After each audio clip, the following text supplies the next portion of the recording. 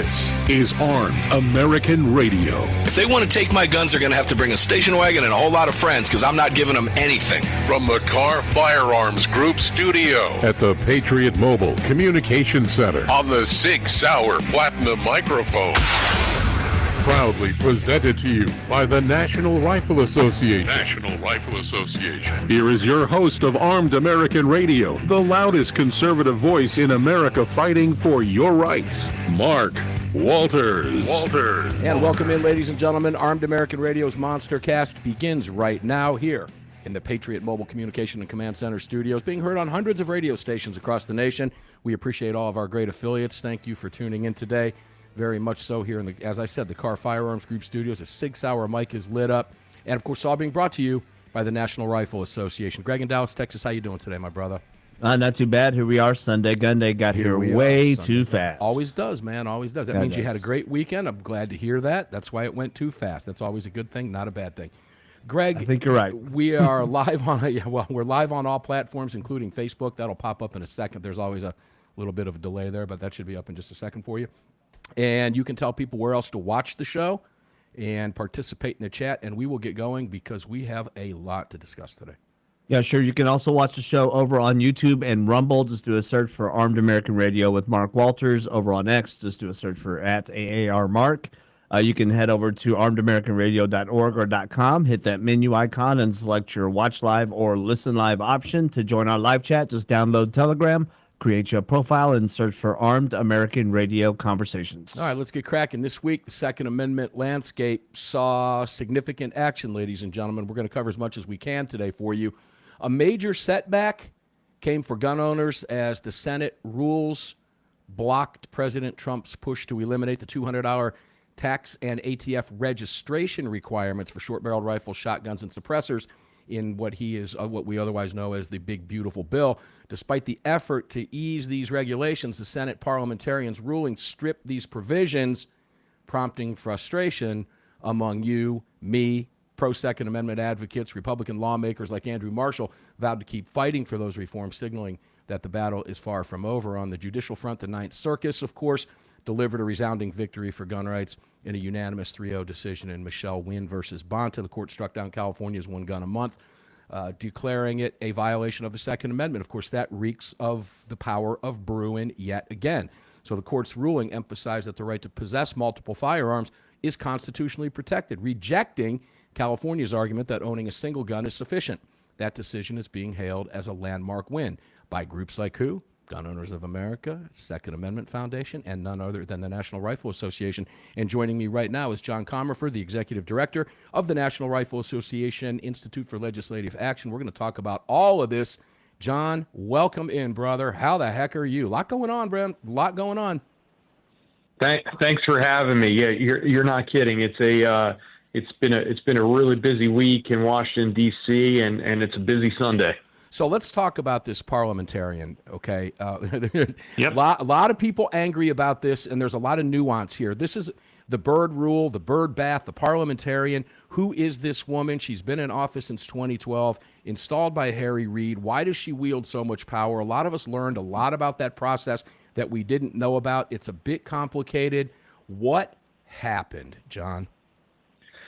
Yeah, so Elizabeth McDonough, she, as you said, she was appointed by Harry Reid. You know, the Senate parliamentarian really is the most powerful unelected member of the U.S. Congress. Their job really is to advise on Robert's Rules of Order, on parliamentary procedure, on Senate rules, et cetera. But when the budget reconciliation process comes up, which it doesn't come up often, but when it does, that's when they're kind of in their prime time. And what we're seeing here is a Democrat-appointed parliamentarian who ruled against a clear tax because they considered it policy. And I don't know how much more of a tax it needs to be. It's $200. You have all the compliance items are to prove to the government that you paid the tax. They're not gun control. They're not. We see it as that, but in reality, and when it was created and the Supreme Court upheld in 1939 that it was a tax and a punitive one at that. So, you know, her decision. I mean, it's a partisan decision. She clearly She clearly doesn't side with us on this issue. Well, that begs a lot of questions. Because Thune can get rid of her if he wants to. It can be argued and debated. It does not have to be her. What do you want to call it? Her rule, her decision. Her decision does not have to be followed. Yet apparently it was. So the Republicans go back to the table, and in the middle of the night, again after midnight on Friday, the Republicans put the 200 back in by rewording it, but still requiring registration, which some are arguing wouldn't have passed muster with the Byrd rule in reconciliation because that was outside of the tax issue that the 200 clearly was. Because, John, correct me if I'm wrong, it's called a tax stamp, for crying out loud. It couldn't be any clearer than this. Absolutely. Everything that exists, the process that is the problem, that is all just to support paying the tax. Now, back to how this occurs, she does serve at the pleasure of the majority leader.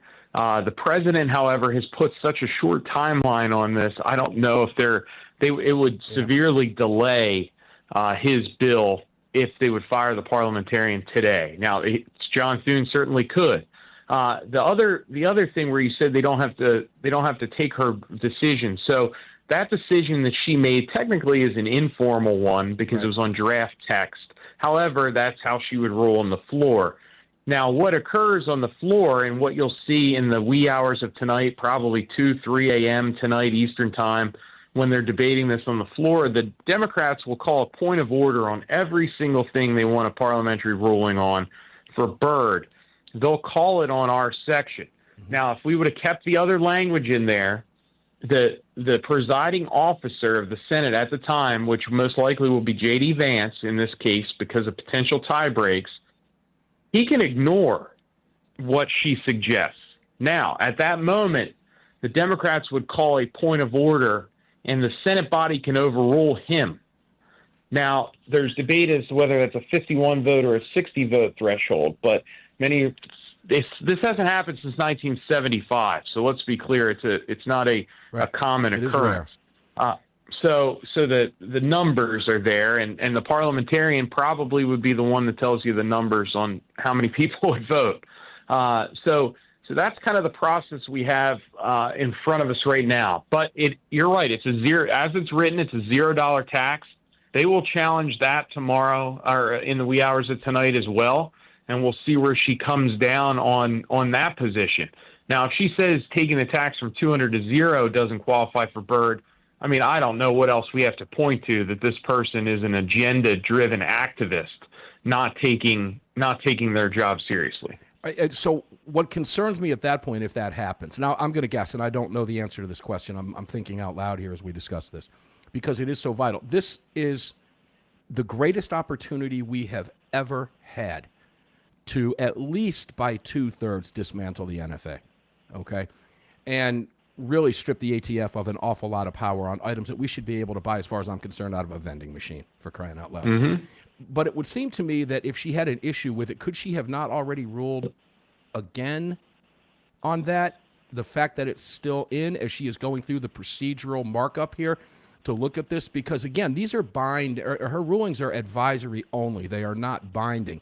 And it's interesting, a lot of talk, ladies and gentlemen, and John as well, but to you listeners, is that the parliamentarian is supposed to maintain neutrality. Whether he or she is serving under both Republican and Democrat majorities, they're supposed to rely specifically on the Constitution, Senate rules, precedents, and unanimous consent agreements previously set to ensure procedural consistency, which, in their words, and I quote, is designed to minimize chaos during the process. Seems to me like she dredged up an awful lot of chaos here. How do you, and Greg, how much time do I have? I don't want to hit John with a question and then have to cut him off. It's too important. 40 seconds. We've got 40 seconds. So just the first part of my question, could she have already tried to knock it out if she wanted to? Yeah.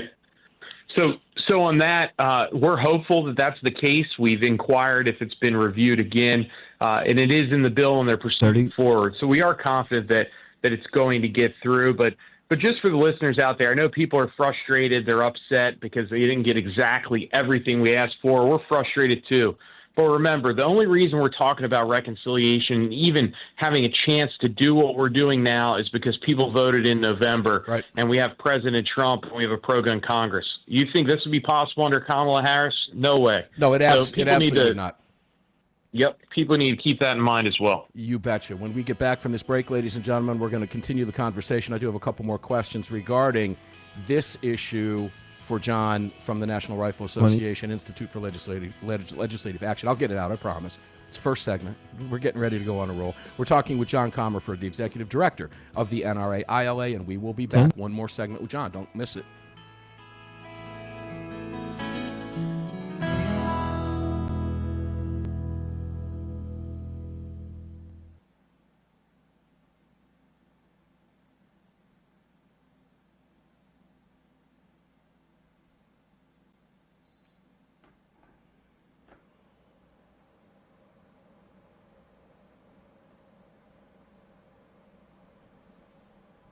Guys got a little bit of work to do behind the scenes, but we'll be chatting with you during the breaks here throughout the program today, so I appreciate you sticking by.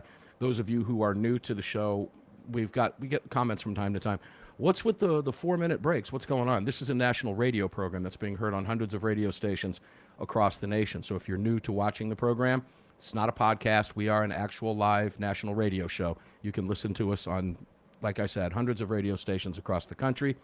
And you can do that on your devices, of course, with modern technology. You don't have to literally sit and turn the dial anymore, although you certainly could. But that's why, because we're on a network break right now. It's a 4-minute break, and then we have another one at 30 to 34, and then 44 to 48 after the hour to accommodate the radio station affiliates across the nation that are carrying the program. So hang in with us, and we'll do our best when we're not working during the breaks to bring you some fun conversation that is, well, let's just say FCC free, so we can get a little bit salty, things that we can't say on the airwaves when we come back from the break. So hang tight with us. We appreciate you being here. Make sure to like the show, repost it, comment down there, help us get our social media back up where it should be before it was stolen from us. See you here at 21 after. We'll be back.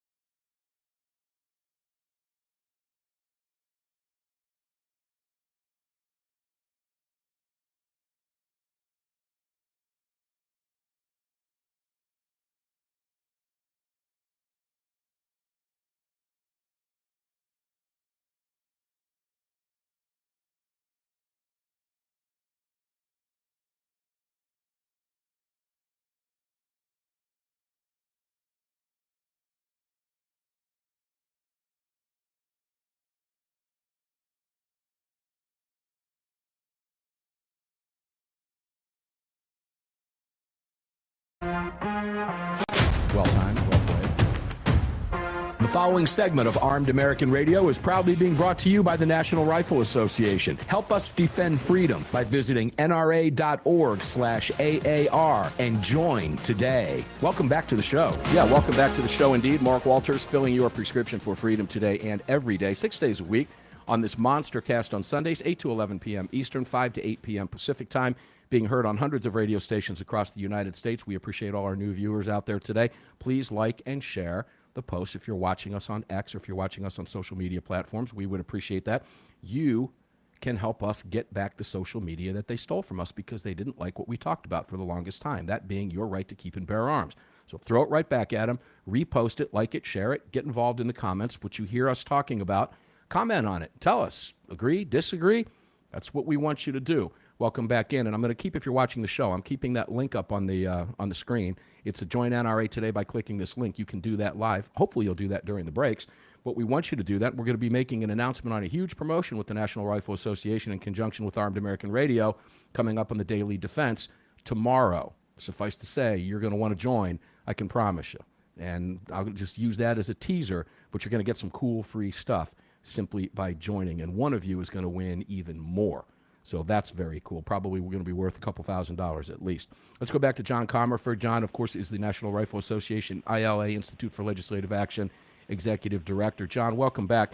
So there are more questions here, and one of them that has come up, and I've been perusing through a lot of forums, and you see a lot of talk both ways. You see, you've got the absolutist that says, to hell with the parliamentarian, do what the Democrats would have done, do what Harry Reid would have done, do what Chuck Schumer would have done, and take that rule and shove it. Because we all know that the Democrats, if they want something bad enough, they play dirty pool. But on the flip side of that, I've been told by others in the know that by doing something like that with the parliamentarian, it's akin to destroying the filibuster. And is it the right time to go nuclear in a situation like this, like that, because it could come back to haunt us in the future? I'd really like your thoughts on that and answer those questions on both sides. Well, that's part of the reason why the presiding officer hasn't overruled the parliamentarian since 1975. The last time the parliamentarian was fired was in 2001 by Trent Lott. So there's only been probably 7 since the 1930s that have served in that role. Now, one can argue that that Senate procedure and the filibuster are what protect Americans from wild swings in policy, right? Not just gun policy is everything to all of us and the listeners, but wild swings in all sorts of policies. I couldn't even imagine if Joe Biden had no filibuster and he had a Congress that would do what he wanted, what that would have looked like, or what it would have looked like under Kamala Harris. So, there is that argument, but in this particular case, the frustrating part is the parliamentarian should have just done the correct thing and said it was a tax as it is, because it's a tax.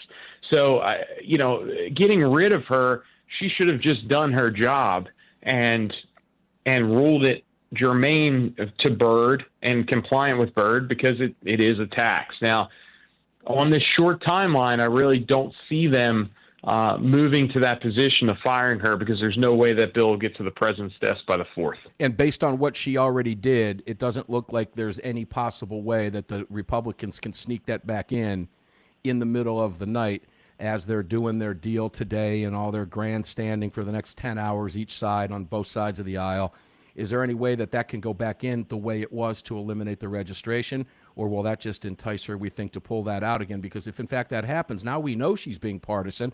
And look, the cynic in me, I'm going to tell you right now, if I had to bet on this in Vegas, there's no doubt the Democrats got to her and told her to do this. I mean, she's a dyed-in-the-wool Democrat. Yeah, that's the way it's supposed to be, or not supposed to be, but come on, let's be real. What happens is staff from each side litigate this with the parliamentarian's office. And they bring their arguments, and then the parliamentarian's office makes their decision. However, if it was added back in, it would still be raised as a point of order, and she would provide a determination one way or another. However, taking the tax from 200 to 0, again, I know it's not as much as everyone wanted. I absolutely agree with them. But if we end up with a bill on the president's desk that he signs and the tax is $0, there are steps that can be taken after that bill is signed to dismantle the NFA. That was and my we're next looking question. at that right now. So you probably don't want to let a lot of that out, but that was my next question. What can be done in the near term after? Let's assume, because I have a feeling we're going to get that tax to zero. We're not going to get rid of registration in the big, beautiful bill. What can be done next? You can challenge the validity of a tax at $0. That's a legal question. It's a novel. This would be novel in this particular case, but it would be expensive and it's going to take a lot of time. But we also have a Department of Justice that seems to be putting their creativity cap on when it comes to Second Amendment issues. There are also ways to streamline and create efficiency within the NFA process. If you read the statute, for instance, it doesn't say a Form 4, it just says a form. Why couldn't your 4473 be the form? Right? There are a lot of options in regards to that. Permission on SBRs crossing state lines. It doesn't define exactly how the permission has to be done. So there's ways to look at that as well. Now, is it as good as getting rid of this egregious process? Absolutely not. But I am not in this business. I don't represent our members to go into somewhere and say, I didn't get everything I wanted, so I'm giving up. That's not how we approach things. No, so we are going to get as much as we possibly can. I wouldn't want you to. There's a lot of people out there, and again, there's the absolutists. If we can't get this, the hell with it. We move on. Let's do. No, I agree with you on that. This is a long-term game. Unfortunately, guys, it just is. That's the reality of the situation. I hate it as much as you do, but I'm going to take the victory. But is it a victory? So, and I'll leave that, ladies and gentlemen, for you to decide based on your own opinion. But it appears at least the $200 tax will be removed. Let's talk quickly before we go to the bottom of the hour, and I have to let you go. DOGE is going into ATF with pretty much of a firm mandate from everything I've read and been told to wipe out a minimum of 50 gun regulations to just go after this. And this is part of the DOJ that you were just talking about, getting fairly aggressive and creative here. You feel good about that? Yeah, I mean, we called for DOGE to take a field trip over to ATF right at the start of the new administration. Field trip, I love it. And there are good staff over there. The counsel, Robert Leiter's a brilliant individual when it comes to Second Amendment policy. You have Acting Director Driscoll, who I've met with, who is committed to reforming ATF and working to further the rights of gun owners. So really looking forward to what they come up with. I know there's quite a bit in the pipeline that's not ready for public consumption yet, but it is coming. So the listeners should absolutely stay tuned on that. All right, I'll take that as a very positive step. Now, a merger of ATF and DEA. We got 30 seconds. I wanted to get all this in. That's not a good thing in my book. It gives ATF a lot more resources. Your thoughts real quick in about 25 seconds. Well, as long as laws are codified and still in statute, people need to enforce those. So what does that look like? What does the budget look like? What are processing times look like? So that's something we're going to be talking with the White House on. And before we go, I just want to put our thoughts and prayers with the first responders out in Idaho who were unfortunately attacked tonight. Still an unfolding situation, but I wanted to pass that along. John, thank you for being here, brother. We appreciate it very much, everything that you're doing over there. Guys, it's a new NRA. Join us, won't you please? NRA.org/AAR. And as I said, tomorrow, hang in there. Big promotion being announced tomorrow. You're going to get some pretty cool free stuff. At least the first 750 of you are. We'll be back right after this with AWR.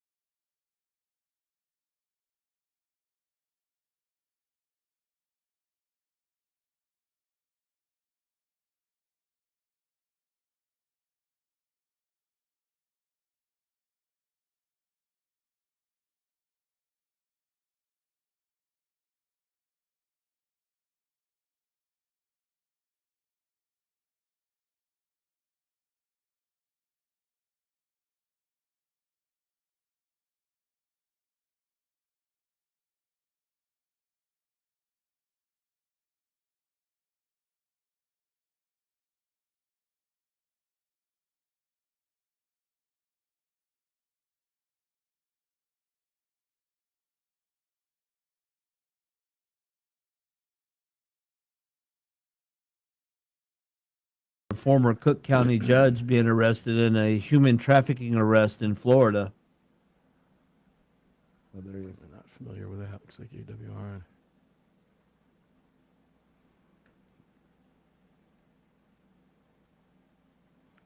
Yeah, it's got a real bad situation unfolding in Idaho. Glad he mentioned that. With such limited time with him, I really didn't want to get into that, but we were able to sneak that in. We'll talk a little bit about that when we come back.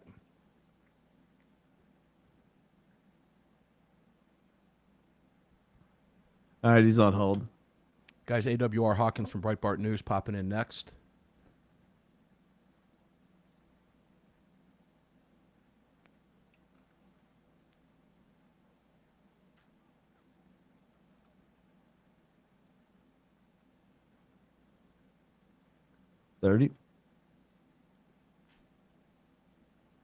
Don't turn the air conditioner on in the studio during the break. Don't do that. Don't remind me, Greg. If I shouldn't need a reminder from you, I don't mean to put that onus on you, brother. That is all. Yeah, me, bro. yeah.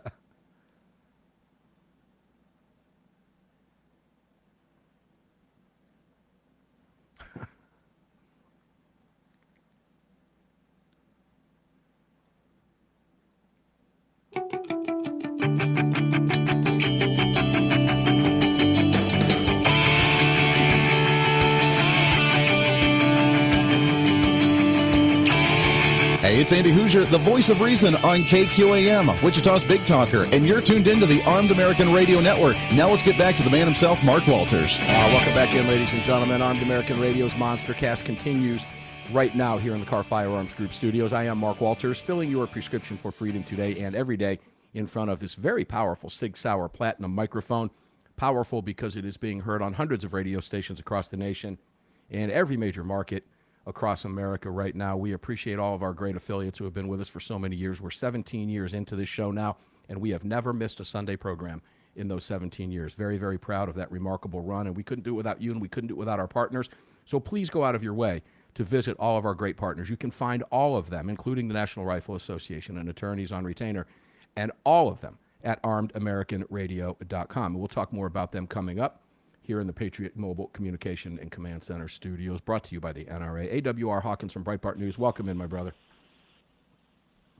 Oh, good to be with you. Hey, so we have an unfolding situation in Idaho. John Commerford mentioned that at the bottom of the last half hour, and I want to mention this, ladies and gentlemen. I didn't get to that with him because I had so much I wanted to crammed in, but we have an active shooter situation unfolding right now as we speak. It is 35 minutes after the hour in Idaho, after firefighters were ambushed in an incident out there, and at least 2 firefighters, they're saying right now, were killed. And they are continuing to take what the headline or the subheadline is reading as rapid sniper fire in Coeur d'Alene, Idaho, AWR. So we're going to keep an eye on that, and I know you'll be writing about that like crazy if you haven't been already. So thanks for taking time out of your schedule today. AWR, the $200 tax stamp, that, of course, was the big part of the conversation with John Commerford. It's going to be a part of the conversation with you as well. I would really like your thoughts on the shenanigans going on over there in the Senate with the parliamentarian who was put into place by Harry Reid, because, I smell a rat. Well, as you should. I mean, we're getting a settle for. That's what we're getting. So this is what we settled for, and it's not a very good deal. I mean, it's a good deal that you want to pay tax, but it's not a very good deal in the long run. We're still having to register with ATF, and I mean, the easy way out on this, guys. I say the easy way. The way out on this is change legislation. It's that simple, but it's not going to be that simple because of the makeup of the Senate, the political polarization right now. The Democrats are never going to bend on our gun rights. It's that simple. But, I mean, do we get it down the road? Talking to John Commerford, there are some things that we can do. We take this little snippet of victory, but do we call it a victory? I mean, I don't know. You just mentioned what you thought. Is it a victory because we didn't get it all? Well, I think you go the way some are going, and you say, well, we'll take what we can get right here, and then, we'll try to circle back and get more on the next run. But it's it is embarrassing that we're in charge and we don't have what it takes to just get rid of that parliamentarian and do things right. Another thing I'm not sure on, and I am a little bit confused about, is if we do somehow in the middle of the night add that registration scheme back in as it originally was put into place, and she tries to pull shenanigans again, it's an advisory role. Vance can override her advice and keep it in. Right. Maybe they feel that they don't have the votes to do so, because something tells me that Vance would likely do that. Maybe he's working with Thune. I don't know what they know. That's what's frustrating. We just don't know what they know behind the scenes. So we look at this stuff, and it's easy to get angry about this for a lot of different reasons, including what you just mentioned. It's sickening that the Republicans just can't figure out how to play the Democrat damn game and win every time they're in power. We can't figure that out. And that just bugs me. I know it bugs you as well. Go ahead. No, that's it. I mean, and that's what it is ultimately. Politics about power. Democrats understand it, and ironically, they have no power. But we won't exercise ours, so they might as well have it. Apparently, they have power a lot of us that didn't know they had in this process, because I was unaware. That's something we should probably have known. But, golly, it's just it's ridiculous. Republicans, get off your duffs, man. Come on, take charge. You're in the lead. Man, start acting like it. Start playing offense. Play hardball instead of softball like the Democrats do. Put them in their place. Throw a gut punch. Throw a throat punch, man. Win something here for American gun owners. So that's all I've got to say about that right now. So let's go to Oregon. I got to shift over to Oregon right now. Oregon's always been, from a gun rights standpoint, a thorn in everybody's side. I don't live in Oregon, but it doesn't matter. They have fought the fight. Kevin Starrett out there at Oregon Firearms Federation has been fighting tooth and nail for years. More restrictions you're writing about are heading to Oregon again, for crying out loud. How many more restrictions can they concoct, bro? Well, I mean, it's just like Washington State or Illinois or New York, or California. They come up with every gun control they can, and then they go, wait, hold on a minute. We could give municipalities the option to limit concealed carry. Let's do that. That's what they're doing in Oregon. Or, hold on, wait, we could ban bump stocks. That's what they're doing in Oregon. Those are parts of this bill. And, they say this is going to greatly reduce gun violence. Really?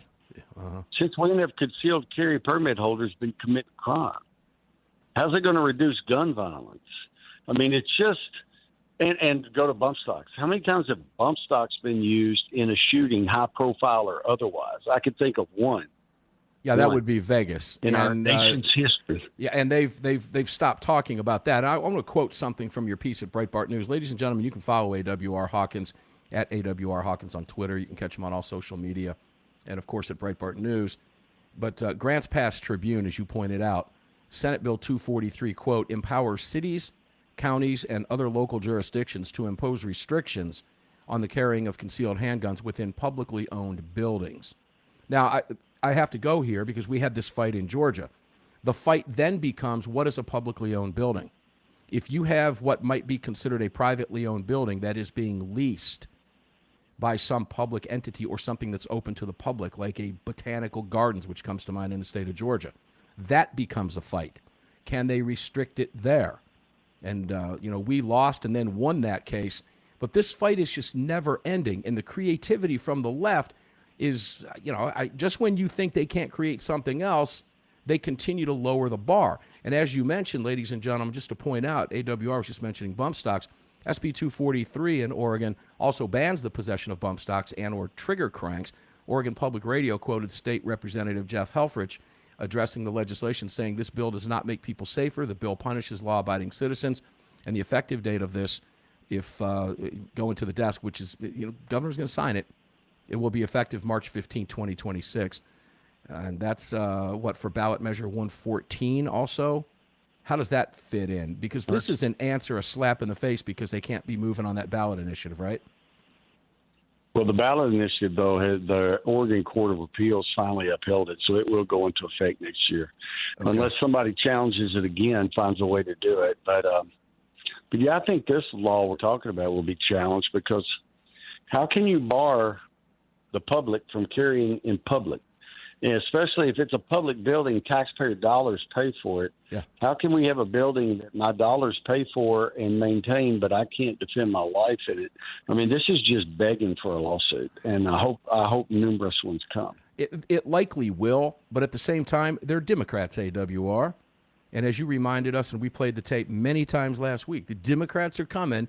The Democrats are coming. Ladies and gentlemen, they don't care. They know it will be challenged. They don't care about your taxpayer dollars. They don't care if it's gonna cost hundreds of thousands or millions of dollars in a court of law. They simply don't give a crap. When we come back, we've got, I can't really call it a happy ending story. We had a 64-year-old woman, a very bizarre story, sitting in a lawn chair in the middle of a Texas interstate the other day. 64 years old, blocking traffic on I-45 in Spring, Texas. Been there before. That's a busy road, not something you want to be blocking. Good heavens. And then an Iranian illegal immigrant's wife allegedly threatening to shoot ICE agents.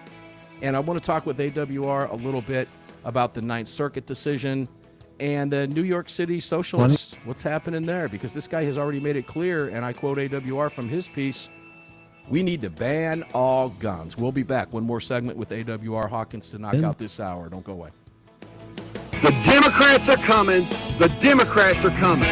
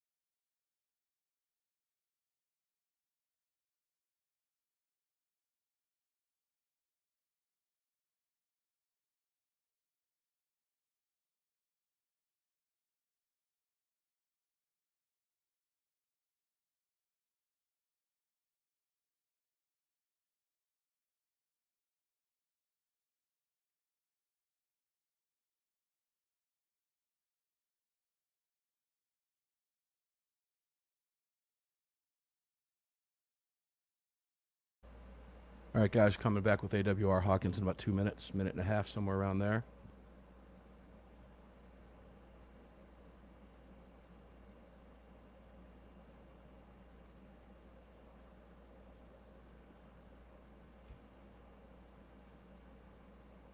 Ooh, my wife picked me up. She was up in Blue Ridge, Georgia, up in the mountains yesterday. 30. I said, hey, hit the White Path Distilleries on the way back, and she did. She picked me up a bottle of the Moonshiner guys, White Lightning corn liquor. Whew, that stuff's good. That was almost as good as Popcorn Sutton's. The guys out there, if you know what Popcorn Sutton's is, you know what I'm talking about. That means this stuff is pretty good. Because popcorn is the best.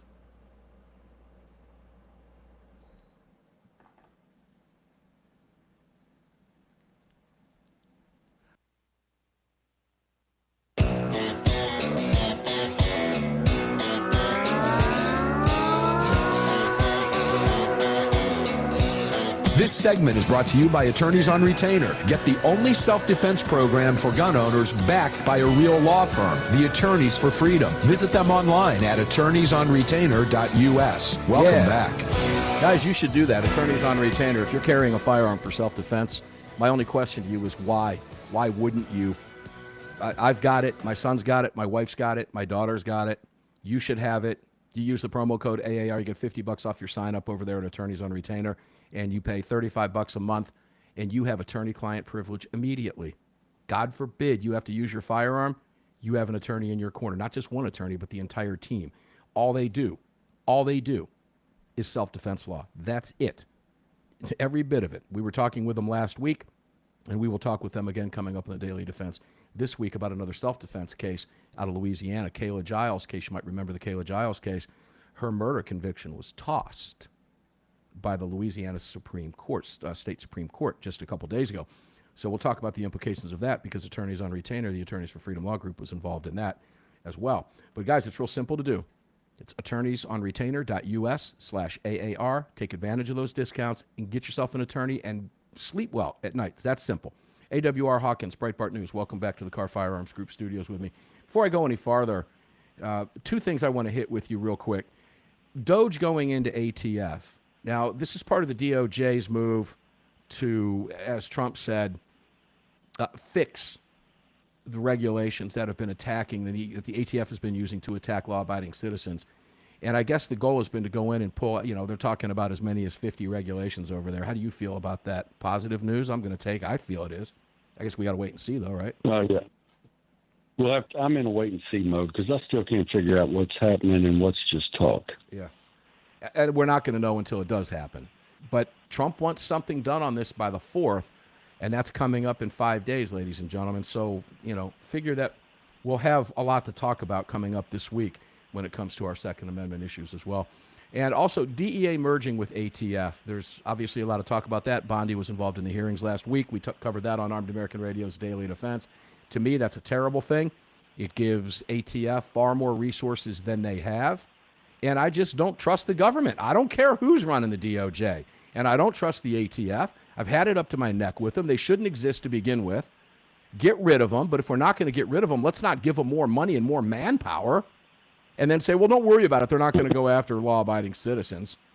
Not with more money and more manpower. Maybe they won't during a Trump administration, AWR. But Trump's only got one more term left unless he finds a way to get a third. Right. Yeah. And I got to be honest, I haven't been following this very close. I yawn when I read about this, and I don't know if it's going to happen or if it's just talk. And so I haven't got into this deep enough to really discuss it. Yeah, this is one of those wait and see things that we're going to have to wait and see. And the hearings that we hear and watch is nothing but a bunch of political grandstanding. We're not getting a lot of information from those. Just one side posturing against the other. It's all garbage. The kind of stuff comes from Washington that we're all sick of. Hey, what happened with this 64-year-old woman with a handgun in a lawn chair in the middle of the Texas interstate? You wrote about this a few days ago. Well, I don't know. She was a little suicidal, apparently. And so she had an accident with a semi and then just got out, pulled out a lawn chair, sat in the middle of the road, held a gun to her head and her neck intermittently. And I think it took them about 5.5 hours to finally get the woman in a position where they could approach her and arrest her. So it was traffic was shut down in both ways until then. So it was a mess. But that's about the whole story. That's the whole story. But folks, number one, I hope no one gets in that situation. But number two, if you do, don't put the dang lawn chair in the middle of spring of I-45 in Spring, Texas. Just don't do it. It makes no sense. No, and if you know you need help, ladies and gentlemen, let's just use this as a public service announcement. For crying out loud, go get help. Okay? Pretty much that simple. Go get help if you need it. What happened? Iranian illegal immigrant's wife allegedly threatening to shoot ICE agents in the head. What do we know about this? Well, I mean, that's about it. The agents came to the house, and she allegedly threatened to shoot him in the head. The agents left, came back the next day, went through the house, did find guns, and the illegal immigrant was arrested, the Iranian, and his wife, who allegedly made the threats, was arrested too.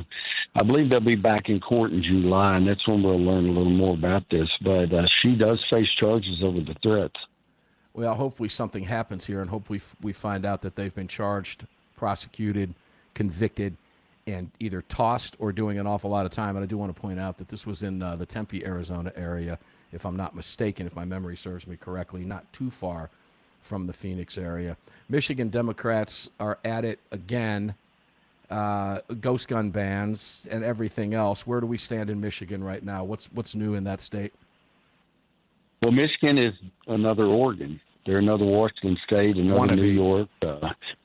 They just can't wait to pass more gun control. And, I quoted his Senator Lindsey, state senator there in Michigan, in another piece, but he's right. He said, look, if there was a ghost gun ban in the 1770s, American Revolution will never happen, because those farmers and colonists used unserialized firearms that were very similar, and in many cases were exact firearms that the British were using against them. That's how they defeated them. And if they had had a ban on those guns at that time, the redcoats would have just rolled right through. His point is so spot on. Yeah. It makes so much sense. I'll bet you $1 a Democrat can't understand it. That's how much sense it makes. It makes so much sense. It's laughable to somehow suggest that our founders would have said, nope, you can't make that gun. Nope, that gun's too powerful. Nope, we'd rather have the British have more firepower than us. Nope, you can't have that. Instead of, yeah, go ahead and make it. God bless you for having it. Thanks for being able to defend your town, your village, your city. Good heavens, ladies and gentlemen, it's so outrageous, it's laughable. I wish we all had a Governor Abbott. Governor Abbott, about 4 or 5 days ago, just signed a flurry, I'll say a flurry, of pro-gun bills in the state of Texas. And it's never enough. If he signs 5, we want it to be 6. If he signed 10, we want it to be 11. I get it. But SB 1362 bans red flag gun confiscation laws in the state of Texas, which, of course, turned the Constitution and our system of jurisprudence on its head by wiping out due process. What else happened in Texas? Because this is yet again, another great step forward for the great state of Texas. Yeah, right. Well, it's and I hope this sweeps the country the way Shall Issue and Stand Your Ground and everything did. We need to get rid of red flag laws. But he also signed a bill legalizing short barrel rifles and shotguns. They had been on the Texas prohibited weapons list, and so he flipped that. Abbott, in my opinion, is one of the greatest governors to ever serve in the state of Texas, and one of the greatest governors in our country's history, especially when you look at him through a Second Amendment lens. Under him that you have the open carry of handguns, then you have constitutional carry of handguns, you have campus carry for college students. All these things are under Abbott, and what a great governor. I hope he keeps it up. What a great man. And God bless Greg Abbott. And not to mention what he's done to help secure the border in the great state of Texas as well. Thank God he was there. We needed him. He was just the right governor at the right time, just like Trump is the right president at the right time. AWR Hawkins, Breitbart News. Thank you, brother, for everything that you do. We appreciate you taking time out of your very busy schedule every single week to talk with us here on Armed American Radio's Monstercast. Ladies and gentlemen, when we come back 6 minutes after the hour, radio stations have the top of the hour break. When we come back at 6 minutes after the hour, we're going to be talking with Kerri and AuClaire, and we're going to be talking with Dianna Muller from Women for Gun Rights, who just spent a great week in Washington, D.C., fighting on behalf of gun rights. And we'll talk with them about what they experienced during their incredible week in D.C. Don't go away. We'll be back 6 minutes after on the flip side. You just filled your prescription for freedom. With Mark Walters, presented by the National Rifle Association The National Rifle Association. on the Armed American Radio Network.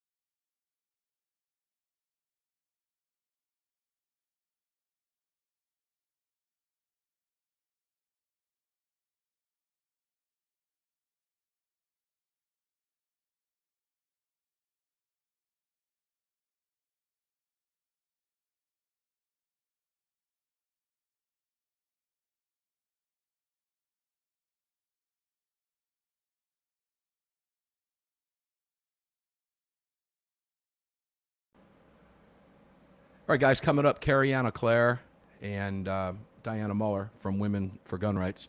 Dianna founded the organization. She's also on the Daniel Defense shooting team. So you got to love that. And they just spent the week in D.C. So we'll find out what they got accomplished. I always like hearing from them when they come back from Washington. You know, they meet with both sides, and sometimes, you know, the answers you hear from them are as expected. Shit they talk about with the left goes in one ear and out the other. They just do it so they can say, I met with one of my constituents. But we'll find out what was happening. They spent about a week up there.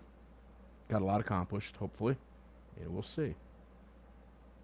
After that, bottom of the hour, Ernest Emerson from Emerson Knives is going to be here. Ernie's a real deal. If you've never heard Ernie on the show, he is the nation's foremost blade expert. And his knives at Emerson are, bar none, the best. I use one every single day.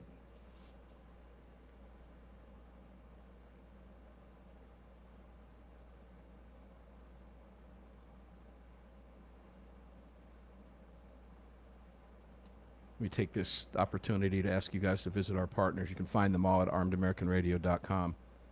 NRA, we are in a big push to help the NRA regain some of its membership that was lost during the LaPierre years. Those days are over, ladies and gentlemen. If you have not rejoined the organization, or if you've not joined at all, or if you've not rejoined the organization, I would ask you to please do so. A little bit of info about the promo that we're going to be running. I'll talk about it here during the breaks, but I don't want to get too in depth with it. I'll know a little bit more tomorrow. What I can tell you is that the NRA has allocated 750 range bags specifically for you as an Armed American Radio listener or viewer. And when we kick this off, when you join or rejoin the organization for at least a 1-year membership, which is only $35 using the AAR promo code, we'll take you to a place where you go right to the landing page. You'll be able to see the range bag. 750 of you, the first ones to join or rejoin, will get that bag. There's no contest involved at all. You're going to get that range bag along with the discount. So that's very cool. And then after those 750 are gone, one grand prize winner will get a new, different range bag from the NRA, and it will be filled with a ton of swag from Armed American Radio sponsors. Car Arms is inputting into the bag. Crossbreed holsters, we'll be putting some holsters in. We've got ammo going in. We've got a lot of fun stuff going in. Heaven's Harvest is going to be putting in, I believe, a dozen of they're not MREs, they're better than MREs, but they're the heat and eat in the bag emergency food supplies. You're going to get a dozen from them. A lot of AAR swag, some pint glasses, and hats and shirts and all that cool stuff. So make sure to check out the NRA. We'll have more about it. You can listen on Armed American Radio's Daily Defense tomorrow. We'll have specifics for you, but that's pretty much it in a nutshell. I'll tell you when that's going to kick off tomorrow. Just take a quick break. We'll be back in about 3.5, 4 minutes.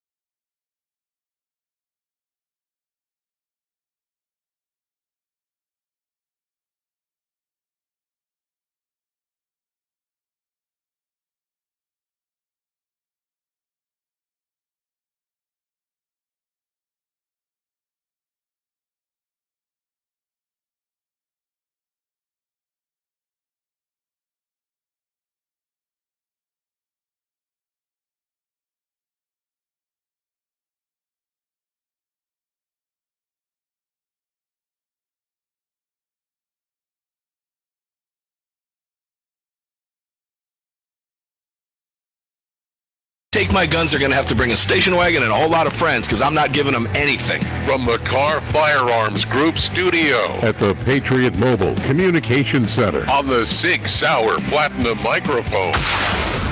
Proudly presented to you by the National Rifle Association. National Rifle Association. Here is your host of Armed American Radio, the loudest conservative voice in America fighting Got them both. fights, Mark Walters. All right, guys, welcome in. Armed American Radio's Monster Cast. Hour 2 begins right now. If you're rejoining the broadcast, welcome back. If you're just joining the broadcast, welcome aboard. The water's warm. Thanks for being here. The Car Firearms Group studios are tuned up for you. The Sig Sauer microphone is powerful and platinum and busting out on hundreds of radio stations across the nation right now. And we appreciate you joining in, and we appreciate all of our great affiliates across the country, from top markets all the way down, coast to coast, across, not just in the United States, but we've got listeners in virtually every country in the world except for about 5 or 6. that would never allow us to be heard anyway, so that's not a shock. It's all being brought to you by the National Rifle Association here in the Patriot Mobile Communication and Command Center. Greg in Dallas, Texas, how you doing? I'm doing pretty good. Moved quite along there first hour. Here we are. Yeah, it moved right along. So buckle in, ladies and gentlemen. It flies right by. We're on the downside already. It moves real fast on a Sunday for you. Greg, I'll let you tell everybody where to go. We're live on Facebook right now, facebook.com/Armed American Radio. If you want to watch us, you can do that on Facebook if that's your gig. And Greg will tell you where else to go and also participate in the chat, and we'll get going with our guest, which was a flurry of activity just over the last couple minutes. Yes, it was. And you can also, for a flurry of activity to watch the show, you can head on over to YouTube and Rumble to search for armedamericanradio.org. Oh, man. Armed American Radio with Mark Walters. If you want to watch us on X, it's at AAR Mark. Now head on over to armedamericanradio.org or .com, and you can hit that menu icon and select your watch live or listen live option. If you'd like to join our live chat, well, just head on over to your app store, grab the Telegram messaging app, create your profile, and search for armedamericanradio.com or conversations. There we go. We'll get it out. Oh, man, it's been a busy top of the hour. It was a busy top of the hour. We're going to tell you why in a second. So Women for Gun Rights were just in D.C. all last week and doing God's work. They do it all the time. They go up to D.C. or down to D.C. or over to D.C., wherever they're coming from, and they fight on behalf of you for your right to keep and bear arms. And they go both ways, ladies and gentlemen. They hit the Republicans, the Democrats. They have meetings, breakout sessions, the whole 9 yards. We're going to talk with them about that. But, Greg, that flurry of activity, who do we have now? So we've got Kerri and AuClaire, we've got Dianna Muller, and we've got, who was the third Cheryl person? Todd. We have Cheryl Todd, yes. Well. Beautiful, and that's a beautiful thing. And let me go right to Dianna Muller, who founded Women for Gun Rights. And Dianna, let me throw this out. I really appreciate it. I know you were having some trouble. You're down in the Caymans, so we appreciate you getting in here and going through all that hassle. Thank you so much for doing that, and welcome in, Dianna. It's always a pleasure to hear your voice. How are you? Always a pleasure to be with you guys. Thanks for having us. Oh, you bet. And we've got Cheryl Todd in out in beautiful Arizona. How are you, Cheryl? Well, trying to cool down. You know, D.C. was pretty hot and muggy, but it's always hot in Arizona, especially when it comes to this topic. So thank you so much for having us on. Hey, real quick, weather-wise, was it hotter with the mugginess and humidity in D.C., or was it hotter in Arizona where you're at? Compare them. Because, it's a dry heat. D.C. There is something about that dry heat. No, I'm not. I was melting, and my hairspray. And that's the most important part of it, right? Did the polka dots fall off? That's all I want to know. They were trying to slide off, but I held it together, barely. All right, good deal. And we've got Kerri and AuClaire from GOAL, Gun Owners Action League, up in Massachusetts. It's great to have the three of you here with us for this half hour. It's going to be a mini roundtable. And, Kerri, let's start with you, because I introduced you last. How the heck are you today, my friend? I'm good. I'm pulling off, and I'm having a great time catching up here in the state of Massachusetts. Let me work with her. There you go. I'm going to move over to Dianna, because Greg's going to work on your microphone there so we can get a little bit better sound quality for you. Dianna Muller. Now, you founded Women for Gun Rights, and you're no rookie going to D.C., and I love talking to you when you come back from Washington. You guys were up there. I was following you all on social media. Tell us why you went, when you went, how long you were there, and get this conversation party started. Well, we kicked it off. Everybody came in on a Saturday, and we had a welcome reception Sunday. We had a conference style, talking about civics, what to expect in your meetings, going over our policy page, really getting everybody on the same sheet of paper. And then we had a rally on the Capitol lawn, and it was the heat was definitely a factor. But we're Carry-on's good. Out, and we get our pictures, and we use our voices to be heard around Capitol Hill. But no, I'm really pleased with, despite the heat, we had, I was tallying it up today, and we had over 100 meetings. Wow. We have 10 groups of 4 to 5 ladies. We were doing meetings. It's crazy. 2 full days of meetings. Over 100 of them. We had one at the White House with the domestic policy guys. And really what we were talking about is, the reconciliation package. We learned a lot about that this week with the bird bath and everything. Yeah. So we got to learn a little bit more, too. And we got to really put the pressure on the people that made the decisions there, except that parliamentarian. And then on the antis, we really leaned in on safety, that we all want to be safe, and we try to find the bridges that hold us together instead of the stuff that keeps us apart. You're doing God's work there, and I want to go back to all of that. We've got Kerri. I think, Kerri, we've got your line a little bit better. How are you, Kerri? Welcome in. Thank you. Yeah, can you hear me better? Oh, I can hear you now. I can hear you so good I got to turn you down in my headset. So, yeah, Kerri, okay, this is not your first trip to D.C.? Or no, it's my third trip and my fourth trip with D.C. I've been with Women for Gun Rights, or the D.C. Project, formerly known, since 2021.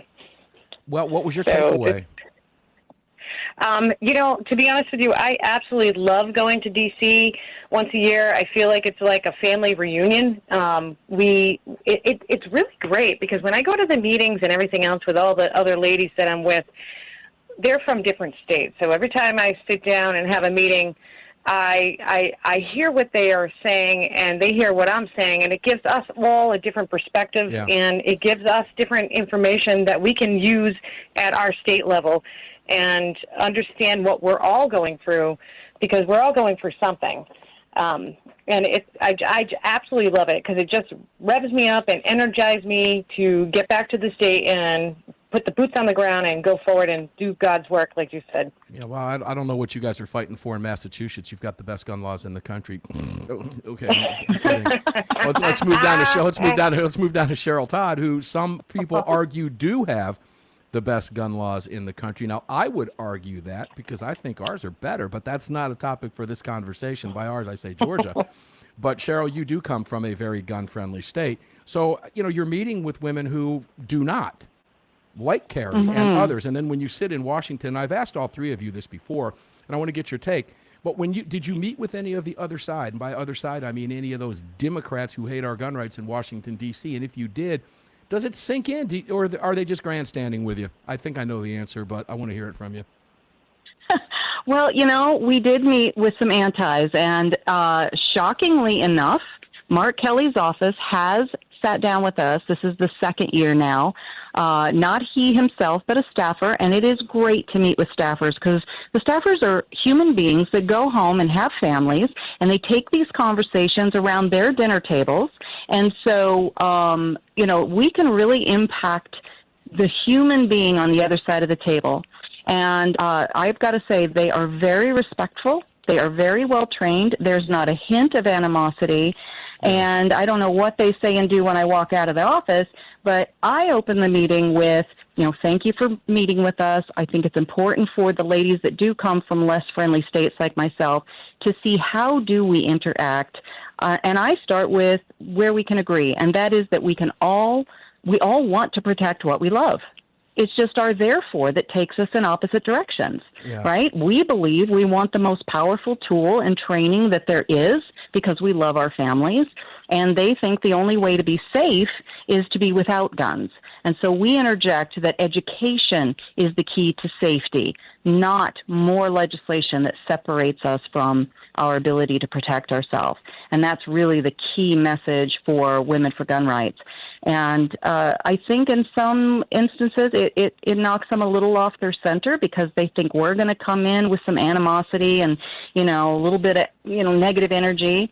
And that's not what we're there to do. We really do want to cause some cognitive dissonance and change hearts and minds where we possibly can. And I feel like it's an incredible honor. I agree, and I find it interesting. They expect you to come in with some animosity. Guys, we're getting ready to take a break. When we come back, Dianna, I want to shift it back over to you. And I have a comment about that staffer because there's a lot of cynic in me, and I want to get your professional opinion on this.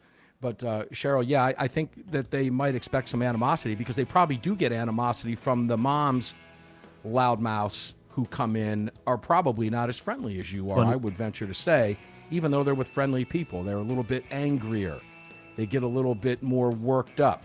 So who knows? We'll talk with you guys about it when we come back. We'll flip over to Dianna Muller, the founder of Women for Gun Rights, right after the break. Don't go away.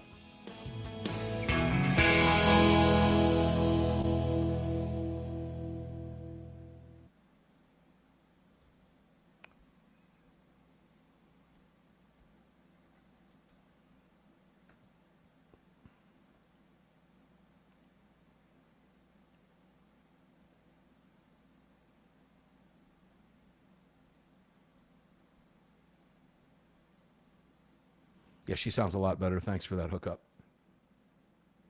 Oh yeah. Yeah, I don't know what happened to it, but something did. Did she go back to her right to the phone, physical phone? No, she just took the Bluetooth off. Okay.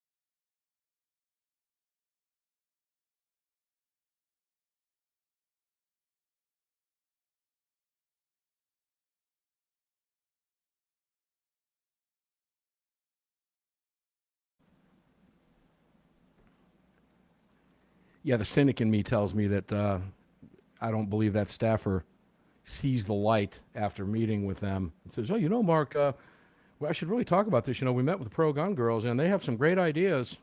Maybe we should change our positions." I don't believe that shit goes down. No, there's a paycheck somewhere that's back in that initial position. Yeah, they're paid to be professional to their constituents, and it's sad because they don't listen. I rank Mark Kelly right up there with that scumbag Chris Murphy. Yep. Adam Shit and the rest of them. Yeah, I don't care if he was a former astronaut. He's a current asshole. I don't care either. Makes no difference to me.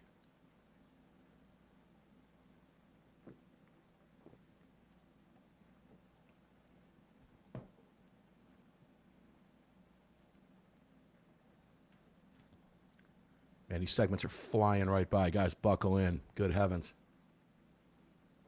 We're close to close. 30.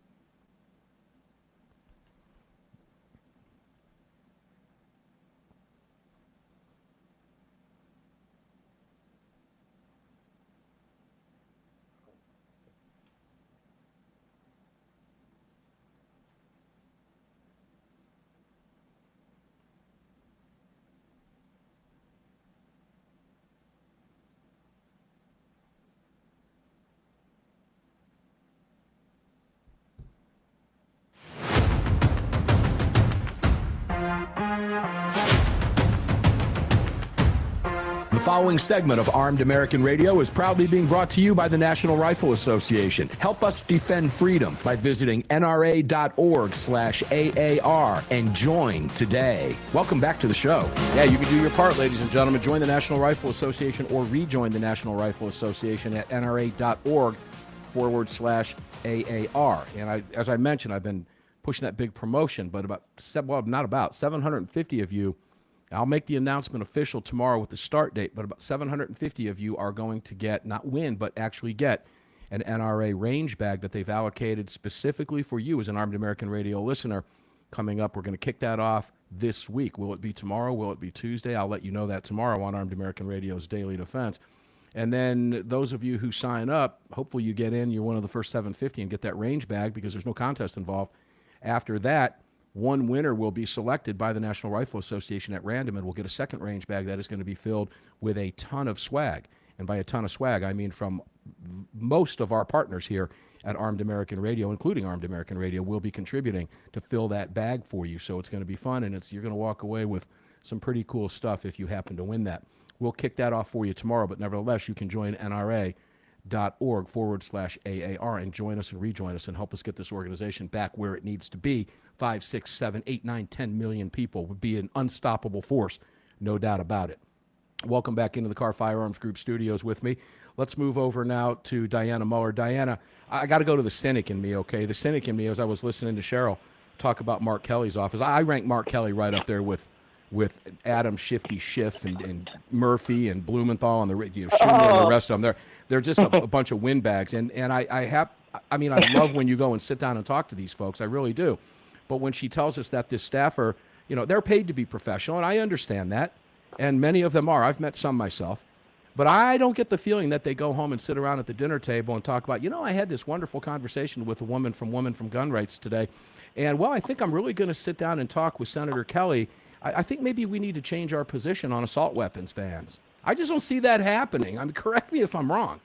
No, you're probably not wrong, but I think there is value in having conversations and letting people pushing back on what they believe to be true. So, and Cheryl does make it sound like we don't run into that resistance and that hatefulness, because there are times, I read the reports, and there are times that we get treated pretty poorly, whether it be by staff or by a member. And so it does happen. It's just that, that's why we're poised to do what we're doing. And honestly, Women for Gun Rights is in a unique position to speak to people that are in the middle of the road, that can't hear from legacy organizations like the NRA or GOA or Firearms Policy Coalition or SAF. They can't, they're too far, conservative. I don't want to say that, because the Second Amendment's for everybody, but it's just too far removed from what their brain can handle. So Women for Gun Rights has, a unique position to be able to speak to them about safety.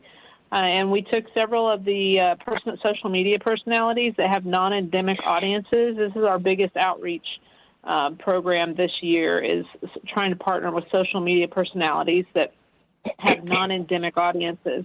So let's say rodeo, let's say NASCAR, let's say MMA. So that's really kind of our focus, to integrate those non-endemic crowds so we get outside of our silos. The NASCAR thing, you mentioned the NASCAR thing. I've worked with NASCAR teams over the years. In fact, I'll be attending the Talladega race with a NASCAR team. And I've never found anybody within NASCAR that hasn't said, hey, thanks for fighting for our gun rights. All right, because I've said for many, many years, well, I can promise. Find me a girl that can come in and partner with us. Yeah, well, we're going to look for that. I'll talk with you about that long before we get there. That's in October, so we have some time to discuss that for sure. But as I've often said, I can promise you, there's a gun in every truck and car in a parking lot at a NASCAR race, more than likely. So it's a good group to go after. Cheryl Todd. Nobody's under any illusions that they're going to come in and switch gears on us and all this stuff. I get that. I know that. And I know you know that as well. But when you sit down and talk with some of these folks, have you ever got the sense that, maybe I am getting through? Maybe I'm cutting through the politics. Maybe this person might be saying what they're being paid to say. However, they might believe something else, because in all likelihood, they might very well be gun owners too. Lots of Democrats do own guns. They just don't like to talk about it. That's exactly how I approach these conversations. And yes, I can probably be a little Pollyanna-ish sometimes, but I really do. I keep that open-handed, open-hearted tone and position, because you just never know. And when we are telling the stories, the ladies that Dianna has brought together, some of them have some harrowing stories that were it not for a gun, they would not be with us. Or, after something horrible happened to them, they realized the importance of having that tool. And so when we share these stories across tables, you can see behind people's eyes something shifts every once in a while. Yeah. And, it's not like the minute we walk out the door, they're going to grab a teal T-shirt like the rest of us ladies, our Teal for 2A T-shirts, and start rooting for our side. But I think it's, one bite at a time. That's how you eat an elephant. And I want to tell you about these T-shirts that Dianna has put together.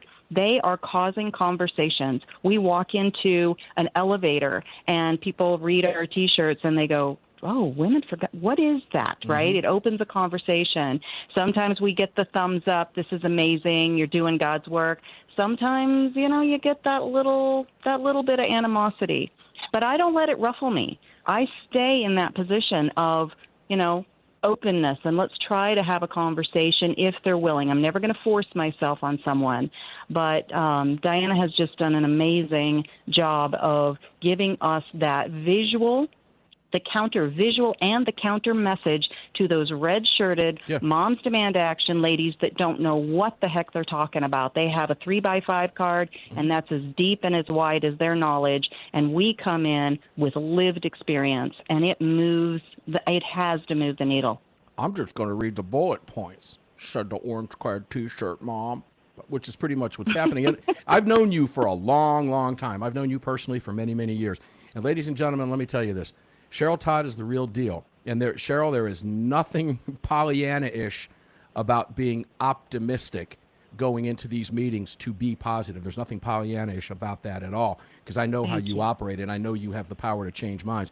Ladies and gentlemen, you're listening to three great communicators, all of whom are great speakers at some of our events at the Gun Rights Policy Conference. All of them will be speaking.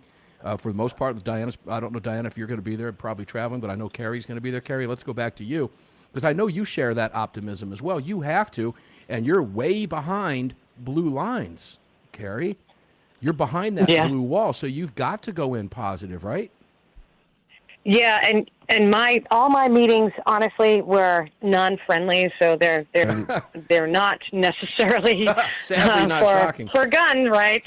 But I have to tell you, when I go into these meetings, and Women for Gun Rights, and it's definitely helped me and shaped me to understand the importance of going in there with a positive attitude. Yeah. Like Cheryl said, you got to go in there, and you might change someone's mind, because half the time I'm meeting with an aide, all right, and half the time it's a different aide every year.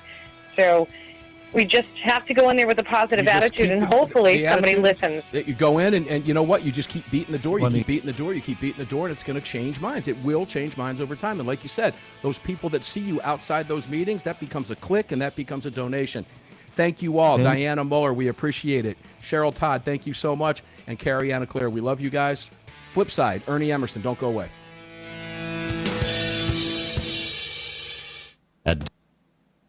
Shit, I could have kept them an hour. Easily.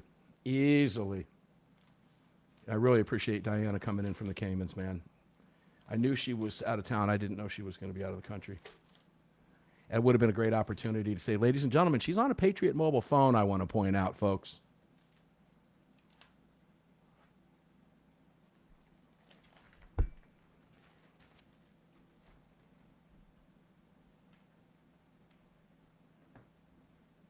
Hey, Cheryl asked if you could give a plug to womenforgunrights.org. Yep, I will certainly do that as soon as we get back. All right. And I haven't heard back from Ernie, so I'm going to just double check. Okay, he read it.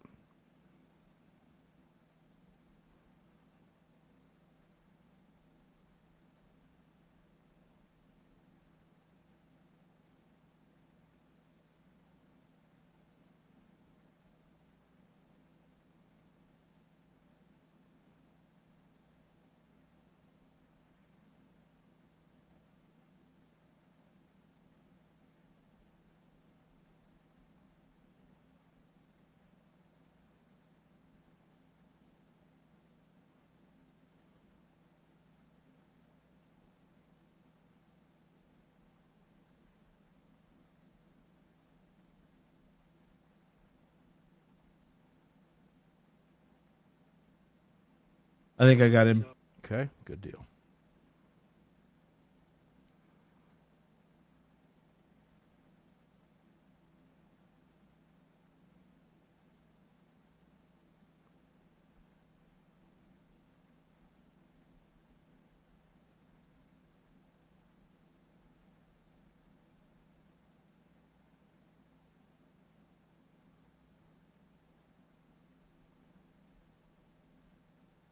All right, on hold.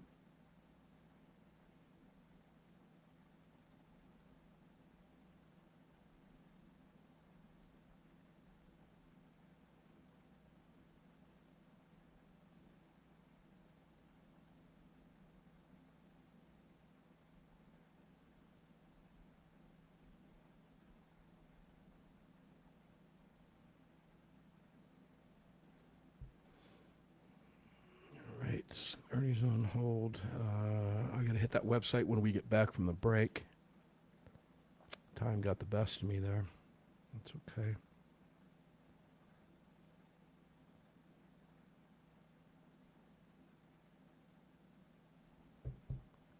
Get over there real fast.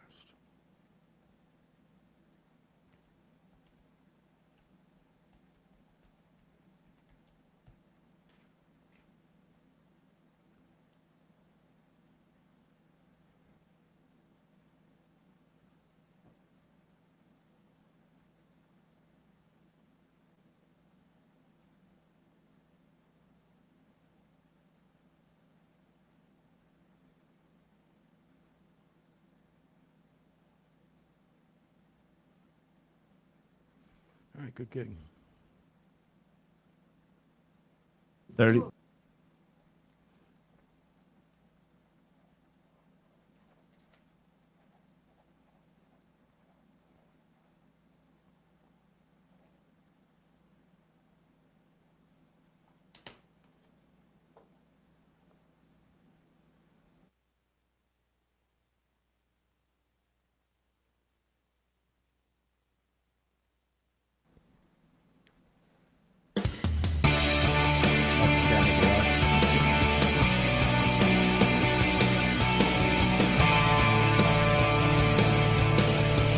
Hi, it's Mike Gallagher wanting to let you know that the crew of the Desperado Sport Fish in Virginia Beach, Virginia supports Armed American Radio and the Second Amendment, and I'm right there with them. Now back to Mark Walters. Yeah, that would be me. Welcome back in, ladies and gentlemen. The Car Firearms Group studios are lit up for you. The on-air light is broken tonight, so we got to fix that. Actually, I don't think it's broken. I just don't think it's plugged in.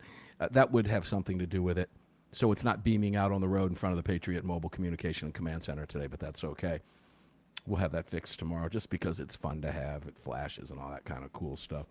All right, guys, 6 Hour Mike is lit up for you. I got to give you a website that I didn't have time to give when I had those three amazing women on the show. Oh, man, I've known them for so many years, all of them, and they are doing God's work over there. Kerri, AuClaire is behind that enemy line in the state of Massachusetts and fights every single day. That's her job.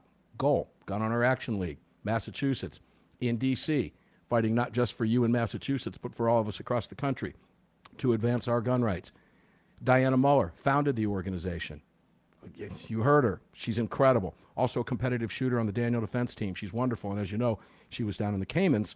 So, and by the way, I want to point out, she was on a Patriot mobile phone there, ladies and gentlemen. I can't let that one go. Okay? Every time she's out of the country shooting matches around the world, she's on a Patriot mobile phone. And most of the time, everybody has to get to her phone to use it to get back to their family in the United States. You can check out patriotmobile.com/AAR. And if you do that and sign up like she did and like I did, you get a free month over there. So there's the shameless plug there because it just fits, because it's true. And you just heard her calling from outside the United States on a Patriot mobile phone. And, of course, Cheryl Todd in Arizona doing just tremendous work over there. You can check her out on Gun Freedom Radio. But the website there, ladies and gentlemen, is womenforgunrights.org. womenforgunrights.org. And if you go there, you see all the blue-clad T-shirt women.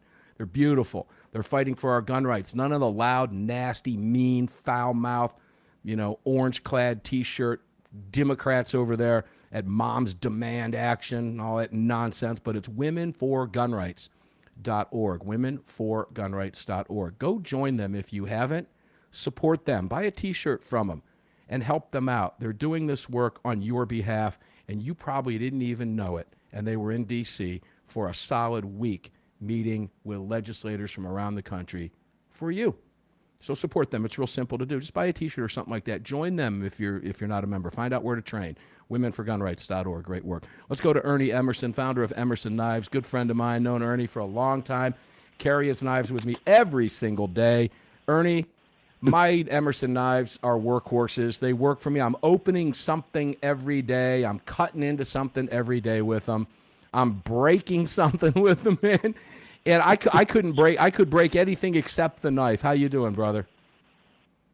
I'm doing really well. I guess that's what knives are supposed to do. You're covering all the bases. Yeah, well, I've had too many that have broken, by the way, okay? Many of them, and yours don't. I just want to throw that out there for you. How you doing, Ernie? Well, we're doing really well. We've got all kinds of stuff. I'm just, it's so much fun to be alive right now because so many things, although there's a lot of stuff going on, it's not done yet, but it seems like we're turning the pages and we're getting towards the middle of that book, and hopefully we're going to get to the end of it, and we're all going to be, thank God we elected Donald Trump as our president. Good heavens.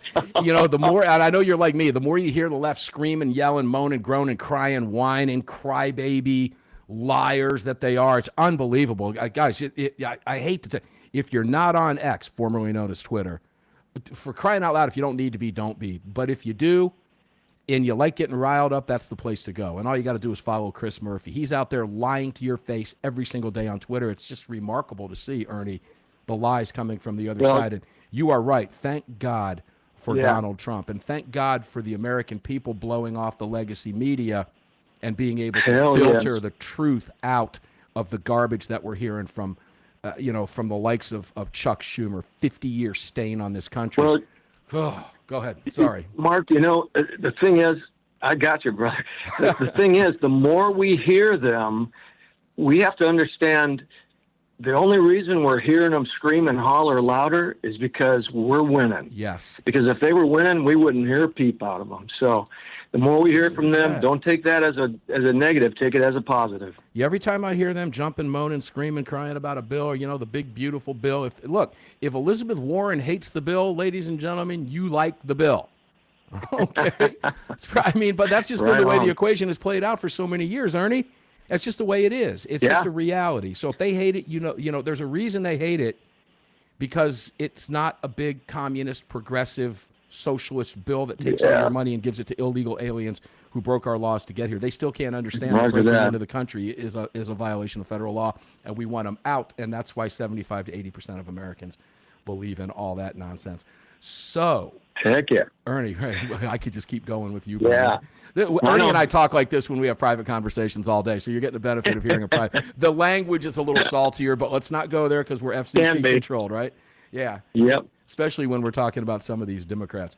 So what's going on at Emerson Knives? You guys just got done with the big trade show in June, which is huge for you. How'd that go? It went excellent, and it also is. I always look at it as a bellwether to tell me how good the industry's doing by just the amount of people that are at the show. And it's big. It's not the SHOT Show or not the NRA, but it's a damn big show. There's 50,000 people there, and this year it was packed. So that tells me our industry is healthy and thriving, which tells me the gun industry is healthy and thriving. The tactical market is healthy and thriving. So if you're talking in my world, those are all good things. But what we've got going is, personally, at our company, is this is going to be the 250th anniversary of the Declaration of Independence and our start to throw off the yoke of the British imperialist control of our fledgling country. And we have a knife called the 1776. And it's going to be introduced on July 4th this year. And I'm real proud of it because, Mark, you might know a little bit about what I'm going to say, because we had a knife a while back that was called the Emerson Patriot, and it used wood from a tree that was on George Washington's farm. That was alive when he was before he was the president of the United States, before the Revolution. And I had some wood left over, and it's the last of the last. So the first 50 1776s are going to be made with the last of the George Washington, good old Virginia oak that's over 270-some years old, and they are beautiful. Was it a cherry tree chopped down, Ernie? Well, it wasn't that tree. I know better. I'm just having fun with it. But, guys, I got to tell you, listeners, I have one of those George Washington knives. I have one of them. In fact, I have number 63 out of the lineup. And it is beautiful. Now, that knife, I as much as I hate to tell you this, because you would tell me it's designed to be used. I know that. Pappy Van Winkle ain't designed to sit on the shelf. It's designed to be enjoyed, brother, just like your bourbon. But the fact of the matter is that thing is a safe queen. And it likely will be for a long time. But it's beautiful, and to know the history. And you have all of the paperwork with this. So I'm going to assume you're going to include some of that paperwork and with the 1776 before we go to the break? Yes, every single knife comes with a letter of provenance, and also some maps that were drawn by George Washington because he was a surveyor before he was a general. And we have copies of those maps that show you exactly where that tree was located on his farm number 7. And they're beautiful. They got some wormholes. I've been working hard to, fill up all the little cracks and dings. But if you're 275 years old, I mean, I think I'll have some wormholes too by that time rolls around. Ernie, you got wormholes now, brother. Don't worry about it. It's all good, man. They've aged well. Hey, listen, we're getting ready to. I'm telling you. We're getting ready to take our first break with you. When we come back from the break, we're going to continue the conversation. And ladies and gentlemen, I do want Ernie to tell you the story of how that all came about. How did he know about that wood? Where did that come? But it's a fascinating story, and it's very cool. I like hearing it simply because I do have one of those knives. And it's one of those things, Ernie, honestly, when I get off the air today, I'll probably pull it out of the safe and just kind of fondle it and look at it and read the provenance that I have with it because it's so cool. Wow, fun stuff. Ernie Emerson, Emerson Knives, famous in all the worst places, ladies and gentlemen, because they work. Armed American Radio's Monster Cast continues with the great Ernie Emerson, the Blade Master himself, right after this.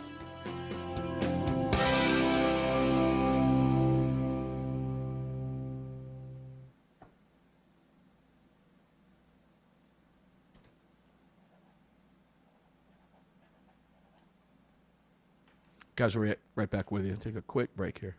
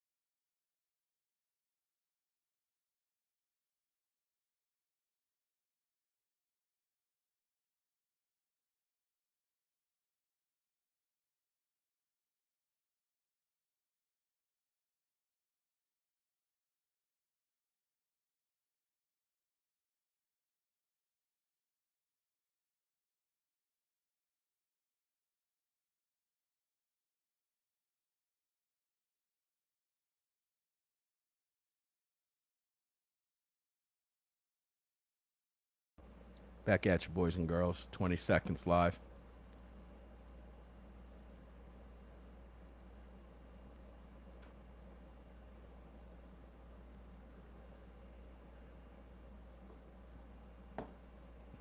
Cameras and mics are up.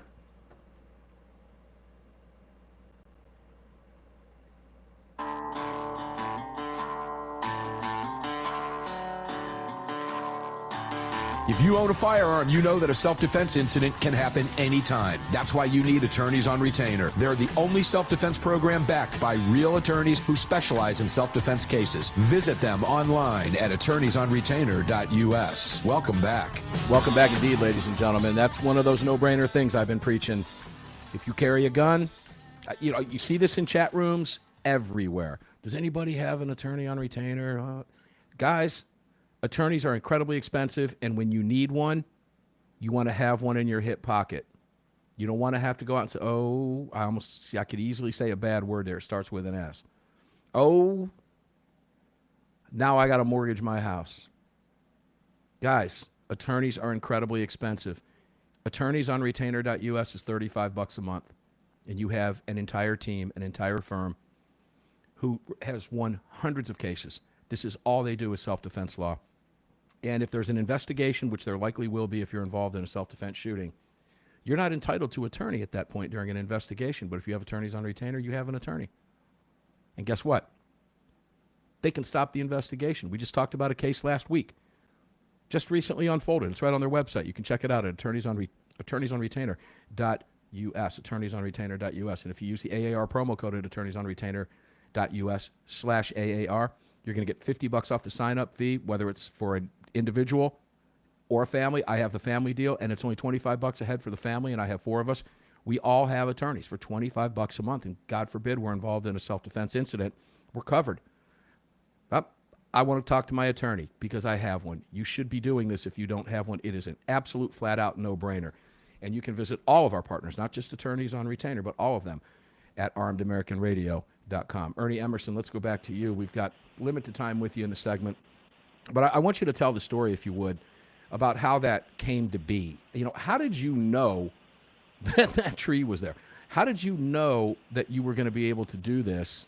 Because that's not something that just happens, right? Well, in this case, it just happened. And the way that happened was one of my friends, he worked for the DIA, and he lives in that area, and he saw a tree that was blown down by the hurricane force winds they had a few years back, and he saw a bunch of guys out there from the Department of the Interior, and they were cutting it up, and he said, "What are you going to do with that tree?" And they said, we're cutting it up for firewood. And he said, that tree was on this property all the way back to George Washington.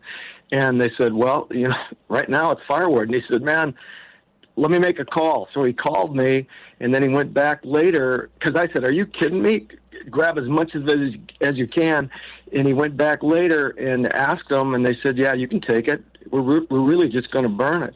And wow. He said, Ernie, I got it for you. So I got the logs, and I sawed it up, and then we had it treated and all the other stuff, and it turned into knives. So, it is what it is. And I just have to be in the right spot at the right time. To think that I have a knife that, George Washington may have leaned against that tree and enjoyed one of the brews that he brewed, or one of the adult beverages that he distilled, because he was known to do all of that, right? There's a coolness factor there, bro. Yeah.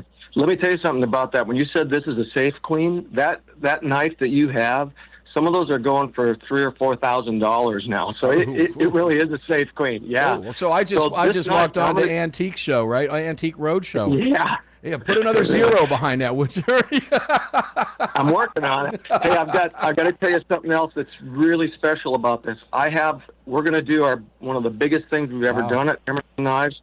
At the end of July, there's going to be a special giveaway. And what it's going to be is one of the prototype. There's only 2 made that I made of this knife, completely handmade, hand ground, hand fitted. Lucas? And we're gonna give one away to some lucky person who has been working with Emerson Knives or buying or whatever. The details aren't all worked out yet, but that knife, my customs, they go for $5, $6, $7, $8, $10,000 a piece. So who knows what this one's going to be worth? Well, I've seen them go for more than that. Lucky. Folks, Ernie, we're not BSing you here. Okay, I've been to that auction at the Blade Show, and it is unbelievable. I have never seen women. Now, I'm using this. I'm equating this to my own life. I wish the day would come that when my number was drawn out of a bowl, which you guys do for that auction. Yeah. And my wife, because I saw with my own eyes the woman reach into her pocketbook and hand her husband $15,000 cash to buy one of your knives. I'm like, that's a beautiful woman right there. And that's at the auction. Yes, these knives are one of a kind. The one you're talking about is the Lucas Emerson, right? I'm looking at it. That's why I kind of figured it might be that one. No, it is the prototype 1776. Oh, it's the prototype, completely handmade. Wow. Yeah. Okay, that's going to go for some big bucks. Well, I'm not selling it. We're going to give it away. So, people got to come to our website, sign up for our newsletter to get all the information about it. But somebody's going to get a knife that might be worth $2, $3, $4, who knows, $1,000 when all said and done. So. I've seen them go for much, much higher. So, guys, let's talk about the website real quick, emersonKnives.com, with the couple minutes we have left. I'm not going to say I'm not a big fan of fixed blades. I've got a couple of them. But I don't find them as functional for me and my lifestyle as I do with your folders, right? Everything about the folders. Yeah, we all carry folders, yeah. They just work for me. But I see the police utility knife you have up here. It's in stock. It's only $299. I am eyeballing that one. But honestly, if I had to make a decision right now, if you said to me, what knife would you buy right now on my site? The Comanchero. Now, that's a cool knife. Yeah, now tell me why it's cool, because I'm looking at it. I want to hear the man who designed it and makes it. Well, tell me why I'm eyeballing that. Why is that? Why do I like it so much? You mentioned girls. There's something about curves, and that knife has all the curves in all the right places, and it feels good in the hand. It's just the right length. It's not too big in the pocket, but yet it's still a very stout blade if you ever had to use it for something serious, and it's just got that, it's like everything else, Mark. You know what? You can pick up a whole bunch of different pistols and even rifles, but if it doesn't feel like it fits you, then put it back down and find the one that fits you. What I mean by that is you got to have that kind of confidence in all of your tools and your weapons, and that's what I strive for with these knives. I want something that someone's going to pick up and go, that knife was made for me. Because I've had that happen in my life a number of times, and those are the guns that I still carry and use every single day of my life. Oh, I'm right there with you. Now, the CQC-15 is my go-to, pretty much my go-to. I've got several of your blades, but the CQC-15 is the one. That's the one I hold up on camera when I show people and I talk about your knives on air. That's the one I hold up. And I was just laughing with Greg during the break. Wouldn't you know, the one day I'd really love to show this in front of the camera is the day that it's in the house. It's sitting in my bar at home because I tore into something yesterday and I left it in the bar. But that's the one. It's the CQC-15. Ladies and gentlemen, you can see all the knives we're talking about here at EmersonKnives.com. Ernie, we've got about 15 seconds. Go ahead. Well, I'm going to tell you, that CQC-15 came from my wife's idea. She said, why don't you marry a Commander and a CQC-7 and see what you come up with? And the Commander has the curves, and the CQC-7 had the Tonto straight line. So that, I got to say, that's my wife. That came from her. She's a wealth of ideas, and my strongest supporter forever and ever and ever. God bless her. I love it. And Ernie, we love you, man. You're the real deal. Thank you for everything that you do. We appreciate it very much. Ladies and gentlemen, go to EmersonKnives.com. You check this stuff out. We love Mrs. Emerson. We love Megan, the whole family. You guys are absolutely awesome. Ernie, thank you for everything. Guys, when we come back, the hours are flying by here today on Armed American Radio. So buckle in. We have a classic Armed American Radio roundtable coming up at 6 minutes after the hour. We'll be back on the flip side. If you're watching us, network break at the top of the hour for the radio stations. We'll be back.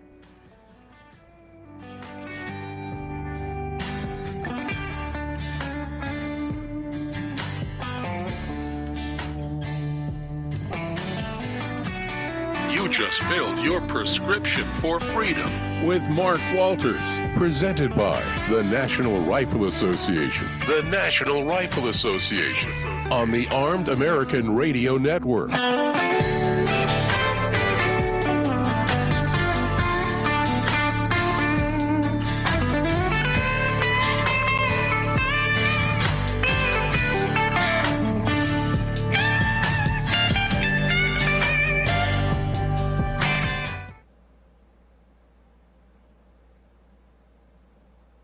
Ernie said he really appreciated it. Oh, yeah, I can't wait to talk with him this week. I believe he's going to be putting something in that bag for everybody. Guys, if you're listening to that, well, you heard it here. I know a guy. But, boy, if any one of those knives is just incredible. But, Greg, if you get a chance, take a look at the Comanchero. He's not lying. And I'm so used to I've used his knives for so long over the years for a multitude of different tasks. But that Comanchero has got a sleekness to it. That Lucas Emerson is badass, too. Oh, they're all cool. Guys, I'm not kidding. I have seen his knives at the Blade Show in the auction. I think the highest one I saw paid out was $15,000, and it is unbelievable to watch people pull the wads of cash out. And Ernie does it right. He's got a little rock band playing over in the corner. Everybody's got 3 bottles of high-end liquor, like a Pappy Van Winkle, a super high-end tequila, maybe a Johnny Walker Blue Scotch, or another one, a Macallan, a 20-year-old or something like that. And everybody gets that wins that and gets that to go up and buy that, wins that auction, goes up and does a shot of that high-class liquor and takes a photo with Ernie and walks off with a knife that is just a one-of-a-kind. There's nothing like them. They're the real deal.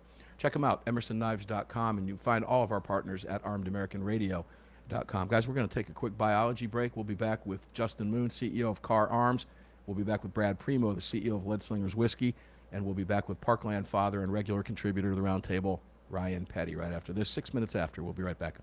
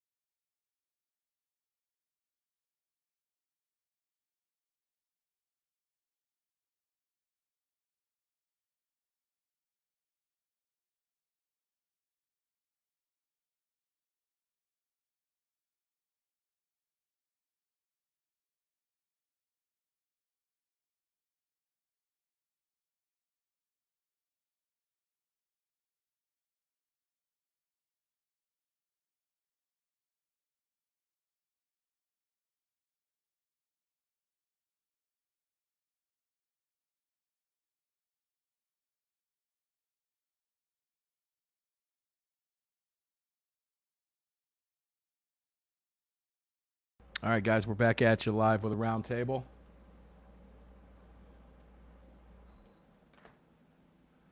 I talked to Neil McCabe this week for about an hour and a half. He's doing very well, very busy.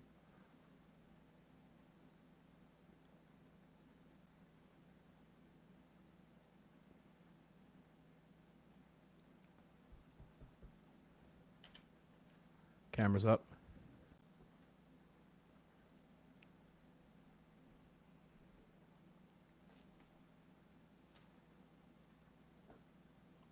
How much time? Greg, I have no feed.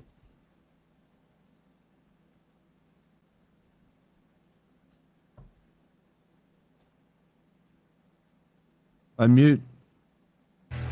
There we go, guys. There we go. Okay, we're back at you. Sorry about that. That's what happens when you got mute buttons on there and you're not paying any attention. So welcome in, guys. Roundtable begins right now. Armed American Radio's Monster Cast being heard on hundreds of radio stations across the nation. Got a little extended intro there, I do believe, as if my clock is telling me the truth. But no big deal. Car Firearms Group Studios lit up for you. The 6-hour mic is on fire here at the Patriot Mobile Communication and Command Center at the ranch, and it's all being brought to you by the National Rifle Association. Greg in Dallas, Texas, how you doing? Not too bad. We got to hour 3 pretty quick. Man, I'll tell you, time is flying right by. Buckle in, ladies and gentlemen. It's going to move right along. We appreciate you sticking with us. Great show so far. Lots of fun. Greg, we're up on Facebook Live, facebook.com/Armed American Radio. You can watch us over there. We've got about just shy of 4,000 viewers going on right now and about 10,000 hits over on the X page. So we appreciate that. Please repost it. Help us take our social media back. Greg's going to tell you where else to watch the show and participate in what is always a lively chat. And then we'll go to the group at the roundtable. Lots of fun stuff to talk about. Yeah, sure. Other places you can watch the show is YouTube and Rumble. Just search for Armed American Radio with Mark Walters over there. On X, we're at AAR Mark. You can head over to armedamericanradio.org or .com, slap that menu icon, and select your watch live or listen live option. If you want to join our live chat, then download Telegram, create your profile, and search for Armed American Radio Conversations. Bam, pow, zam. That'll get you in. To all our affiliates around the nation, thanks for being here. We appreciate it much. All right, guys, let's get started. Who called in first? Justin Moon. No, actually, it was Ryan. Ryan connected early. Well, you mentioned Justin first. Justin Moon, CEO of Car Firearms Group Studios. How you doing, brother? Fan favorite for a reason, brother. Doing good, Mark. Thanks for having me, buddy. Always a pleasure, my friend. Thank you for being here. As always, Ryan Petty, Parkland father. How are you? Welcome into the show, my friend. Hello, Mark. Happy Sunday. Great to be here with you. What you said? Happy what? You cut out there. Happy what? Happy Sunday. Happy Sunday. Happy gun day. Happy fun day. Love it. The beginning of the week. Brad Premo, CEO Lead Slingers. How you doing, my brother? I'm doing great, Mark. I'm actually kind of in the middle of an argument with a friend of mine about Beretta pistols. So, let's hear it. Go there. Let's go there. Come on. This is Armed American Radio. Go there. Yeah. I personally, I love the Beretta 92 9mm. I think it's an underrated pistol. It's an outdated design. It's not your Glock. It's not sexy or anything like that. But for the price you can pick those guns up for right now, and they're smooth shooting, I think they're a great pistol, and I'd recommend them to anybody. Are you talking about the Beretta 92 FS? Absolutely. I had a pair of them. I had one in the inox stainless steel and the other blue. They're beautiful guns. I don't know, outdated? Yeah. Is a 1911 outdated? I don't know if it's outdated or not. I love the guns. They're heavy. They're weighty. They feel like a gun. And God only knows if you had one pointing at you, somebody's going to go, oh, God, he's got a gun. Right. My very first pistol that I actually bought was actually a Beretta 96 in 40 caliber. And it was the inox stainless steel. And I think that pistol saved my life one night in Memphis, Tennessee. And I think because you could see it, it was visible. Great point. I was pretty sure I was about to get robbed, if not kidnapped and robbed. And I pulled my jacket back and was clearing leather with that sucker, and those dudes took off. So, I got nothing against the Beretta, that's for sure. No, I tell you, I had to fire a guy that was real sketchy years and years and years ago. And he would later, 2 years later, be convicted of murdering his wife and do 20 years in the slammer in the state of Georgia. And this happened in Florida. And I carried two of those Beretta 92s, both of them, the blued and the inox, to work that day. Both of them. I was very concerned about it. And, obviously with good reason, but fortunately nothing happened there. But nonetheless, anyway, let's start with this. Justin Moon, the parliamentarian in the Senate, a Democrat installed by Harry Reid, dismantles what was a historic opportunity for us to finally take the teeth out of, at least 2/3 of the teeth out of the mouth of the National Firearms Act with suppressors and SBRs, and a liberal Democrat by the name of Elizabeth McDonough, I believe that's her name, decides that's a violation of the Byrd Rule and yanks it out. And the Republicans seemingly sit by. Now, I don't know what's going on behind the scenes, the discussions, not privy to any of that. But I don't see the Republicans playing dirty pool like the Democrats would play dirty pool and either let her go or because all it is a recommendation. It's not etched in stone. She doesn't have that power. She can only advise. And why did this shake out the way it does? And is it just more proof positive that the Republicans are just a bunch of patsies and just will not, no matter what, play dirty pool when they have to? That's for you, Justin. Mark, you take that one. You know, if the SBR and the suppressors get yanked from the bill, then it's, you know, it just shows you what the Republican Party really is about, that they are in cahoots with the deep state and they really don't want us to have our gun rights. Well, they added... So Go ahead. So we really need to get rid of the rhinos from our party. Oh, and there's a bunch of them out there. There's no question about it. Now, Ryan Petty, as you know, you and I talked about this yesterday. You are also an FFL. And we had a fascinating conversation yesterday afternoon when we were just killing some time and my grill was smoking up and I was enjoying a nice cigar and having an adult beverage and relaxing on a Saturday. And we got to talking a little bit about this in our private conversation. We'll make some of it public right now. But the $200 tax stamp, which is a tax, that's why it's called a tax stamp, that has been added back to remove it. It's likely going to fly. We were talking with John Commerford, the executive director of the NRAILA, in the first two segments of the first hour of the show today. It's likely going to move in its current form after it was added back in, after what the parliamentarian did to it by pulling the whole shebang out. But is that good enough? Yay, we don't have to pay a $200 tax, but I've still got to register my crap with the ATF. I should be able to buy this stuff out of a vending machine, brother. Talk to me. As an FFL. You know, you're absolutely right. And it was fascinating to hear your earlier guest from the NRA, John Commerford, talk about this a little bit, some of the options that remain available, like just making it a 4473 as the form instead of doing a Form 1 or a Form 4 as we do today. That would be fantastic. And that would be at least an attempt at governing. This is the thing that frustrates me the most about Republicans, is that in the reverse situation, there is no doubt in my mind Democrats would pull all punches they would have fired the parliamentarian or ignored the parliamentarian or whatever was required to get their legislation through. They would do it. And Republicans don't seem to have the intestinal fortitude to do the same thing when the roles are reversed. And it's very, very frustrating. One of the things, you know, Greg, when I jumped on the call tonight, Greg and I had a quick conversation. We were talking about alligator Alcatraz here in Florida. And I said, you know, our governor here in Florida has no fear of governing. He's got, you know, he was the elected governor of Florida. He was reelected by a huge landslide, and he knows he has a mandate, and he has not been afraid to govern. And so President Trump is not afraid to govern, but it's the yellow-bellied rhinos in the Senate that don't seem willing to govern. And what we need now here is leadership. Quite honestly, we need the Senate to just override the parliamentarian, said, hey, thanks for your advice, but we're going to move on and do the work of the people here and restore freedom and restore the Second Amendment rights of American citizens that have been infringed for far too long.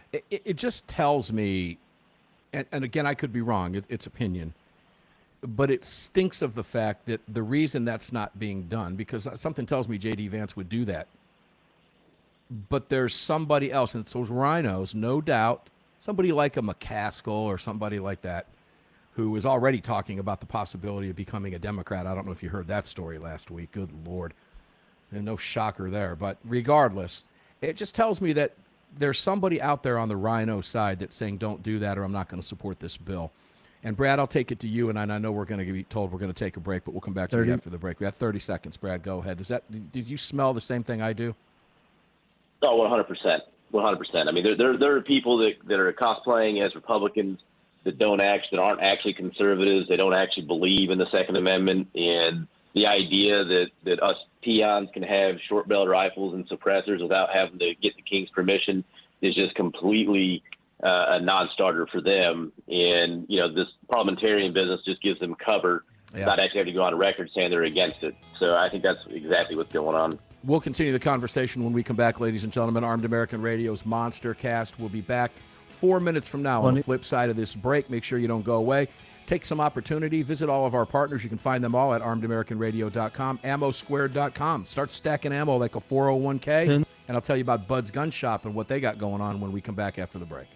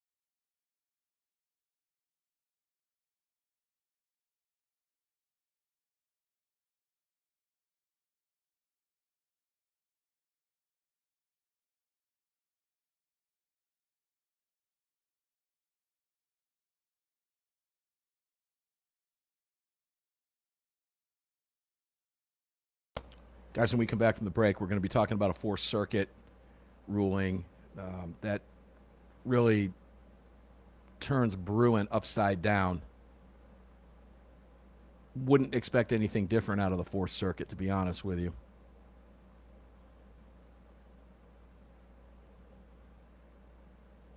I'll clue you in on that when we come back. We'll go back to the group and discuss a little bit of this. Are you an adult at 18, yes or no? That's what this is going to hinge on.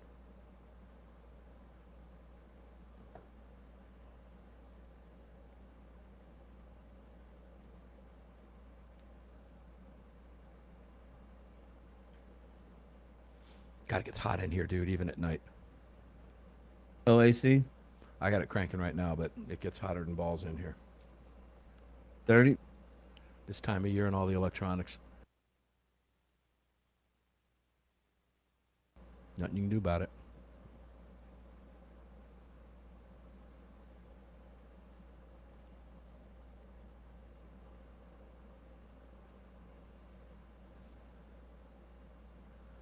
Cameras and mics are back up.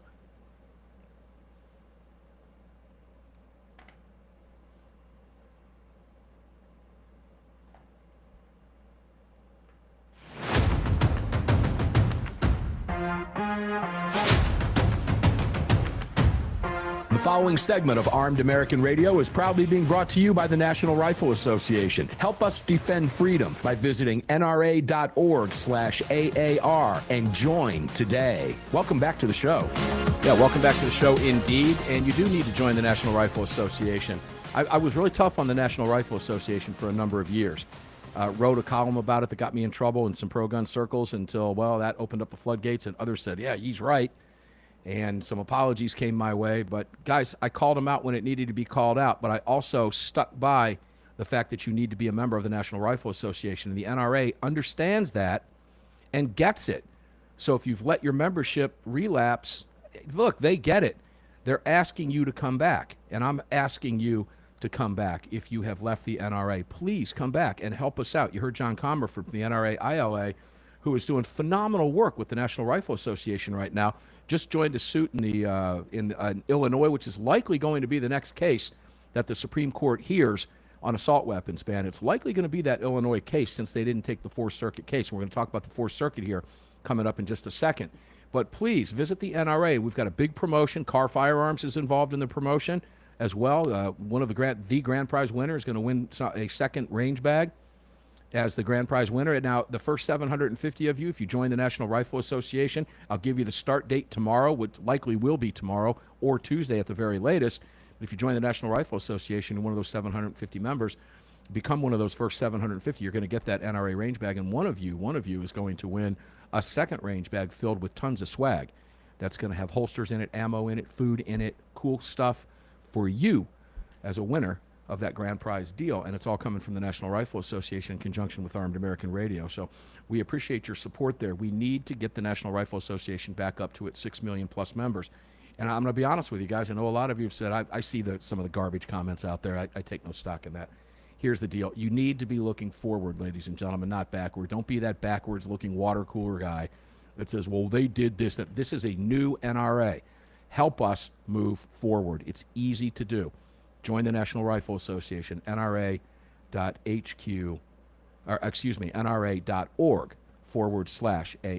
and you get 35. You're gonna get the membership 1 year for $35, and you get some cool swag, and you're gonna get some real cool stuff coming up when we tell you about that tomorrow. And you can find all of our other great partners, including AmmoSquared.com, Sig Sauer, Car Arms, Crossbreed Holsters, Bud's Gun Shop's got great deals. I'll give you the readout on that coming up in the next segment. For Bud's Gun Shop, our exclusive online retailer. We've got the greatest partners in the world. Support them. It's why we've been here for 17 years. We need your help. So support them if you enjoy listening to the show. Brad Premo, let me go back to you. We got cut out of time. I want you to finish your word on the Republicans and everything we were just talking about, and then I want to move over to the Fourth Circuit.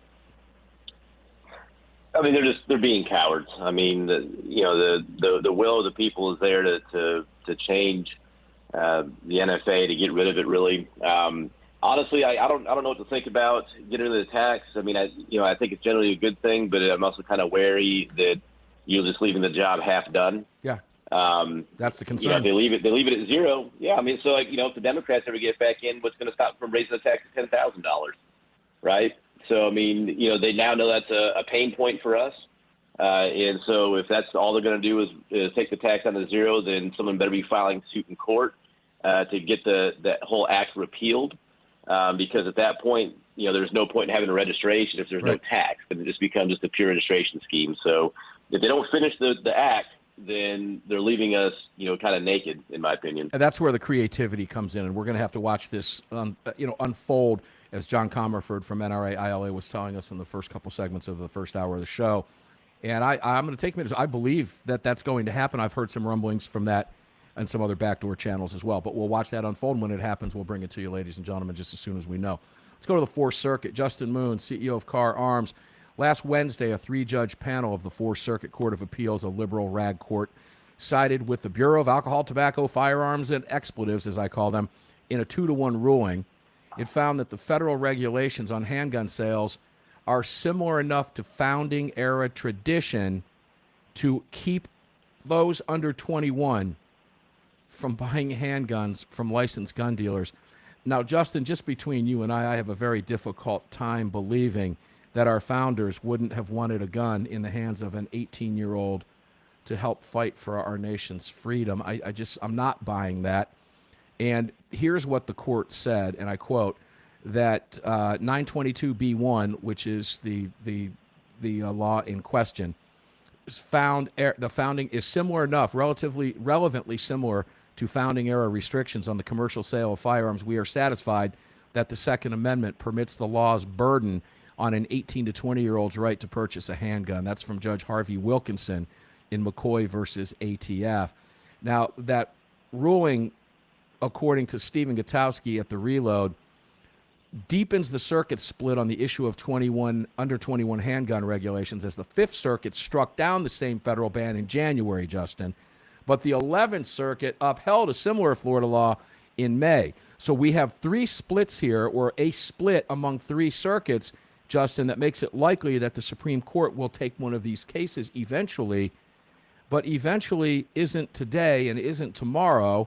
Meanwhile, 18 to 20-year-olds are screwed out of their constitutional rights. When does this end? Justin, are you an adult at 18 or not?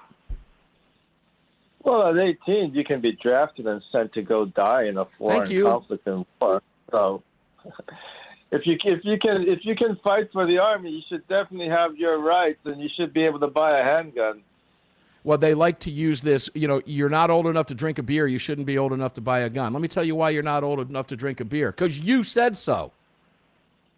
Because some stupid politician decided so. That's why. So if the analogy is, that's a checkmate on that analogy right there. And no offense to people that like to drink a cold beer, but you don't have a constitutional right to drink a cold beer. Maybe you could dig one up, but Ryan Petty, you're an FFL. Come on, man. To quote Joe Biden, come on, man. Come on, man. You're either an adult at 18 or you're not. Yeah, I find the hypocrisy of the Democrats on this. I mean, they want to lower the voting age to 16 and all kinds of other crazy things. So, yeah, look, you're either an adult at 18 or you aren't, and we ought to settle this. And it looks like the Supreme Court is going to need to step in here. Hopefully, the conservative wing, and I use the term loosely, will be able to pull together and at least eke out a 5-4 decision here. But we've got, as you point out, these split circuits. We need to get a common standard for what an adult is and who can buy firearms. And we don't need every state coming up with their own age. So let's just get it done. Let's get it in front of the Supreme Court as quickly as possible, and let's stop this nonsense. Yeah, see, I think you ought to be. I was old enough to drink a beer at 18 years old. Okay? You go to parts of Europe, you're old enough to drink a beer at 13, 14 years old. It's just man-made nonsense is all it is. It's pretty much that simple.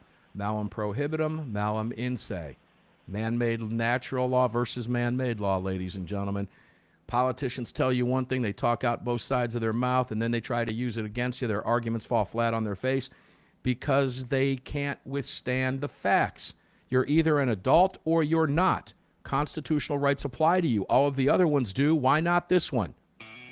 So to make that argument is a non-starter as far as I'm concerned. When we come back, we've got a lot more to talk about. We'll get to as much of it as we can. Chicago's expecting a, let's just call it a very busy, bloody 4th of July. Well, lo and behold, that's a shock, isn't it? Killing each other in Chicago, and they're trying to use that to take away our guns. We'll be back. Don't go away.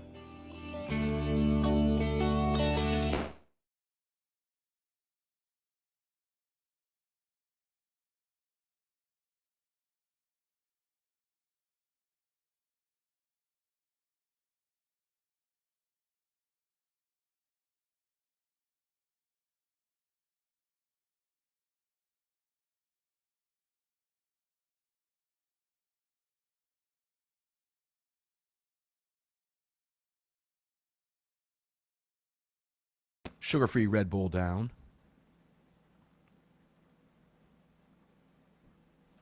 I dare you to drink another. No, I'm not going to. Not at 10:30 Eastern time on a Sunday night.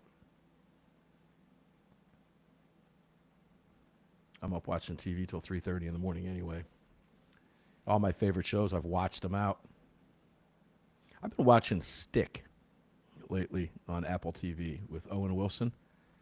No idea. He plays a a professional golfer who I guess lost his mind out on one of the holes when he was going through a divorce and on national television, and it caused him to wreck his career. And he's down on his luck, and he finds this little phenom kid who can hit the shit out of a golf ball. And we're six in now, 6 episodes in, and it drops every Wednesday. And I'm to the point where I watched them all over the course of a 4-day period. And then I got done and went to hit number 7. Like, shit, I got to wait till Wednesday.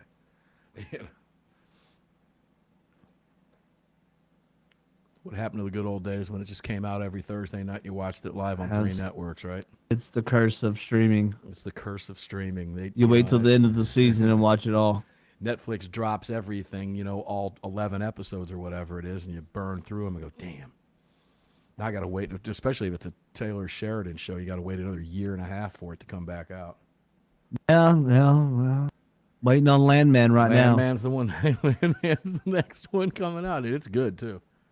Since they killed off Yellowstone, I'm waiting on Landman. Yeah, Billy Bob Thornton kicks ass in that. Yeah, he does a great job.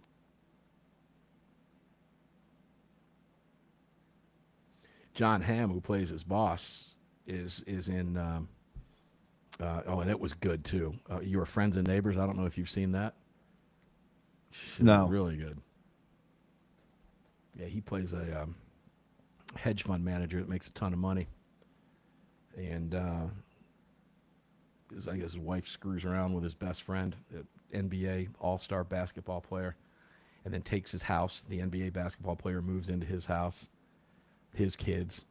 Then he loses his job because he winds up with some 28-year-old girl that works at the company that he works at and didn't know it, and he gets fired. So he starts robbing all of his rich neighbors, and they're filthy rich, like Greenwich, Connecticut rich. He starts stealing their watches and paintings and shit. And it's pretty wild. I got through 11 of those and went, that's it? It's over? I got to wait for the next season? Come on, man.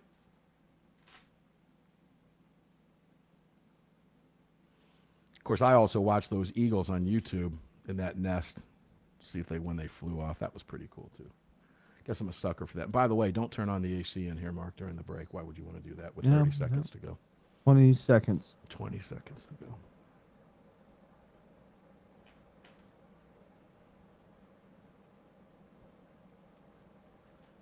Yeah, let's see here.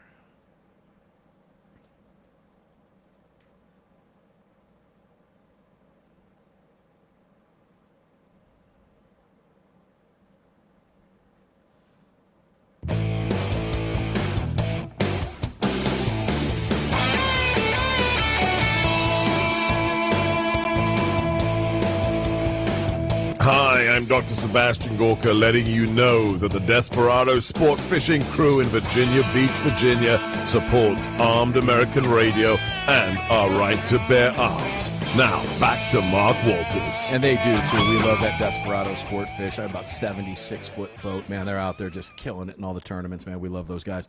And we appreciate Sebastian Gorka on that rejoin. Welcome back inside the Car Firearms Group studios with me. You're on the downside of the hour already, ladies and gentlemen. I told you to buckle in.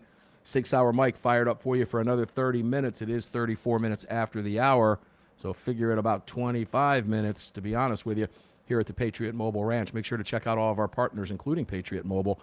And let's not forget Bud's Gun Shop. These guys are the real deal. They're our exclusive online retailer, and here's what they did. And I'm going to quote from their website because I want you to hear this. At Bud's Gun Shop, we understand that choosing the right firearm is a significant decision. That's why we created the Buy It and Try It program, designed with our customers, you, in mind. The unique initiative allows you to live with your firearm for 30 days before fully committing to the purchase. Whether you're unsure about the fit, feel, or functionality of a gun, our program gives you the peace of mind to ensure it's the perfect match for your needs. With this added confidence, you can make informed decisions and find the right firearm without the pressure of an immediate commitment. So make sure to check them out. There's a video there, shows you how everything works, and that's available for you at budsgunshop.com. budsgunshop.com. I can promise you they have everything you need and want, and you want everything that they have.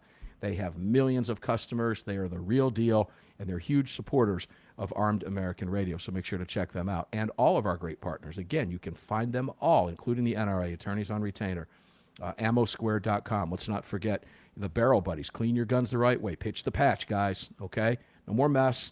BarrelBuddy.com. You can find them all at armedamericanradio.com. All right, guys, where did I leave off with? Ryan, did I leave off with you at the break last go-around? I think I did.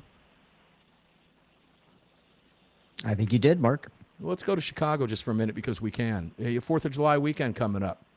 So here's, Brad, the murder clock in Chicago. I have lost count over the tens of thousands of killings I have covered on this show in 17 straight years. I've lost count, and that's pathetic, quite frankly.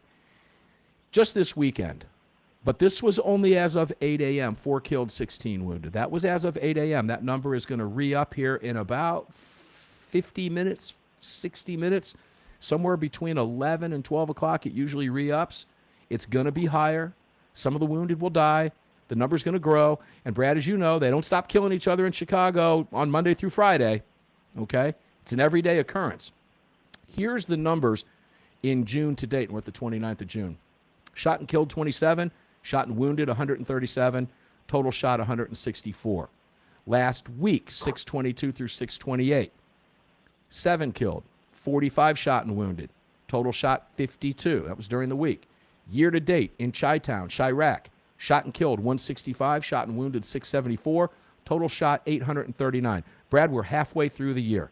This is going to skyrocket, and Chicago is already warning the nation that they are bracing for a violent and bloody 4th of July. What does that say? And it's hard to say this with a straight face, about their leaders, that they know it, still want more gun control, and year after year after year. We're almost 2 decades on this show, Brad, and I've been reporting these numbers, and they just refuse to fix the problem. And here's one thing to point out, ladies and gentlemen.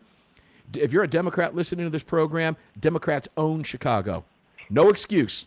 Democrats have controlled Chicago for over a century. You own the carnage and the rot inside your cities that are failing. Brad, take it away. Be FCC friendly, please.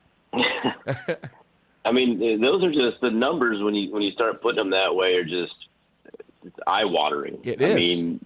I mean that is unreal. The number of casualties in that city.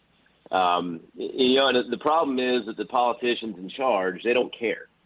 They don't care because, frankly, I mean, they take advantage of. I mean, let's face it. The violence that's happening in Chicago is happening probably in the lower income neighborhoods. It's mostly gang-related violence. And frankly, the Democrat politicians use that demographic as basically their guaranteed voting bloc. They abuse that population. They use them. They lie to them. They mislead them.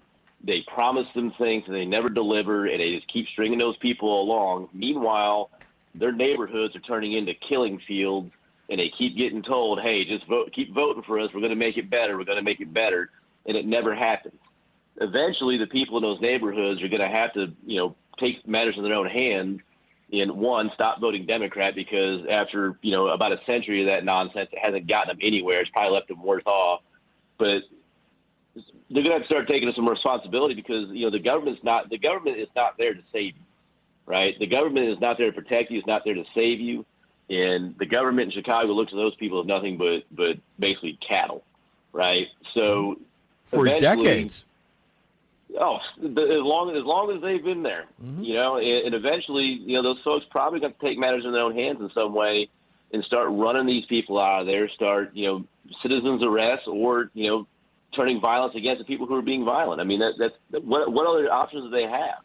How long are they supposed to sit there in fear that their kids aren't going to make it home from school that day? How long would you live like that? I wouldn't live like that. I would do something. Well, it's interesting, Justin, when you hear Brad talk, I've had conversations with Democrats, some of them in my own family, a cousin once removed or something like that. Nobody real close to me. But I've had conversations over many years with Democrats about the city of Chicago because it's a checkmate every single time, Justin. You look right back and say, really, everything you're telling me, that's all bull. Bad, whatever expletive you want to put there, ladies and gentlemen, because the Democrats have run the city for a century. Don't tell me it's all bad policy, and you own the policy.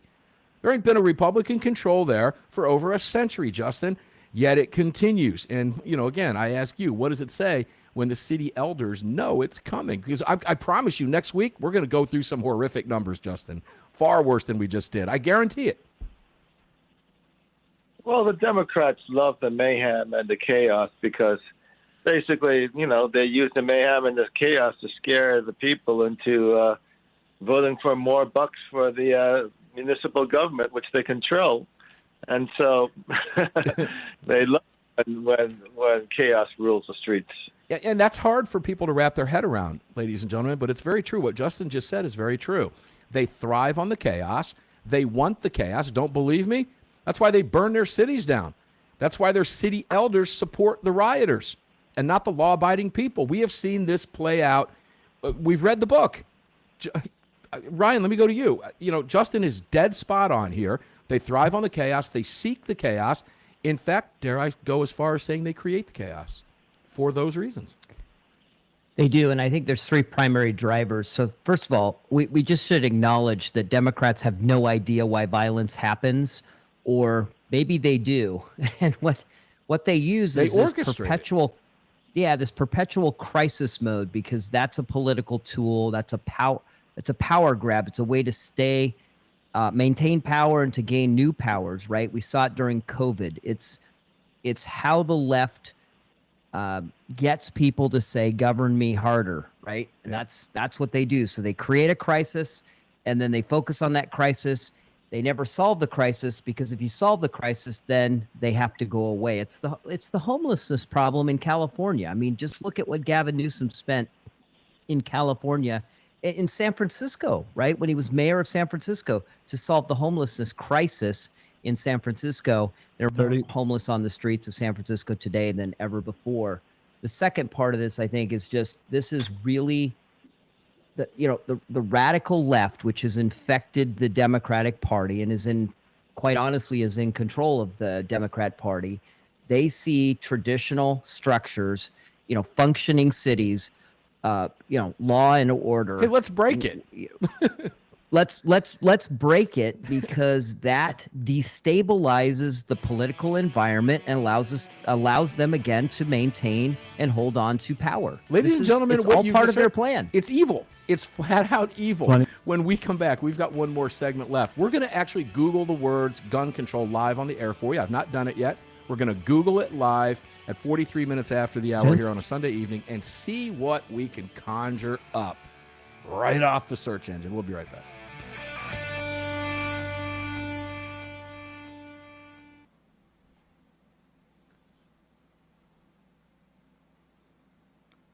Holy shit, we're at the last segment already. Wow. Fast 3 hours.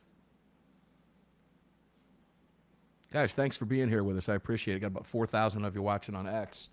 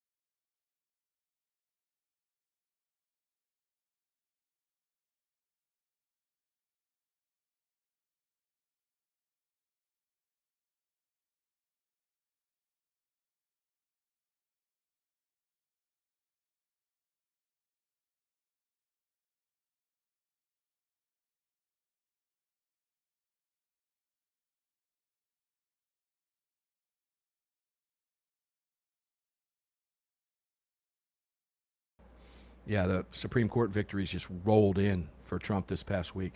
Democrats just don't know what to do with themselves. Folks, isn't it fun watching the Democrats on their heels? They just don't know what the hell to do. 30.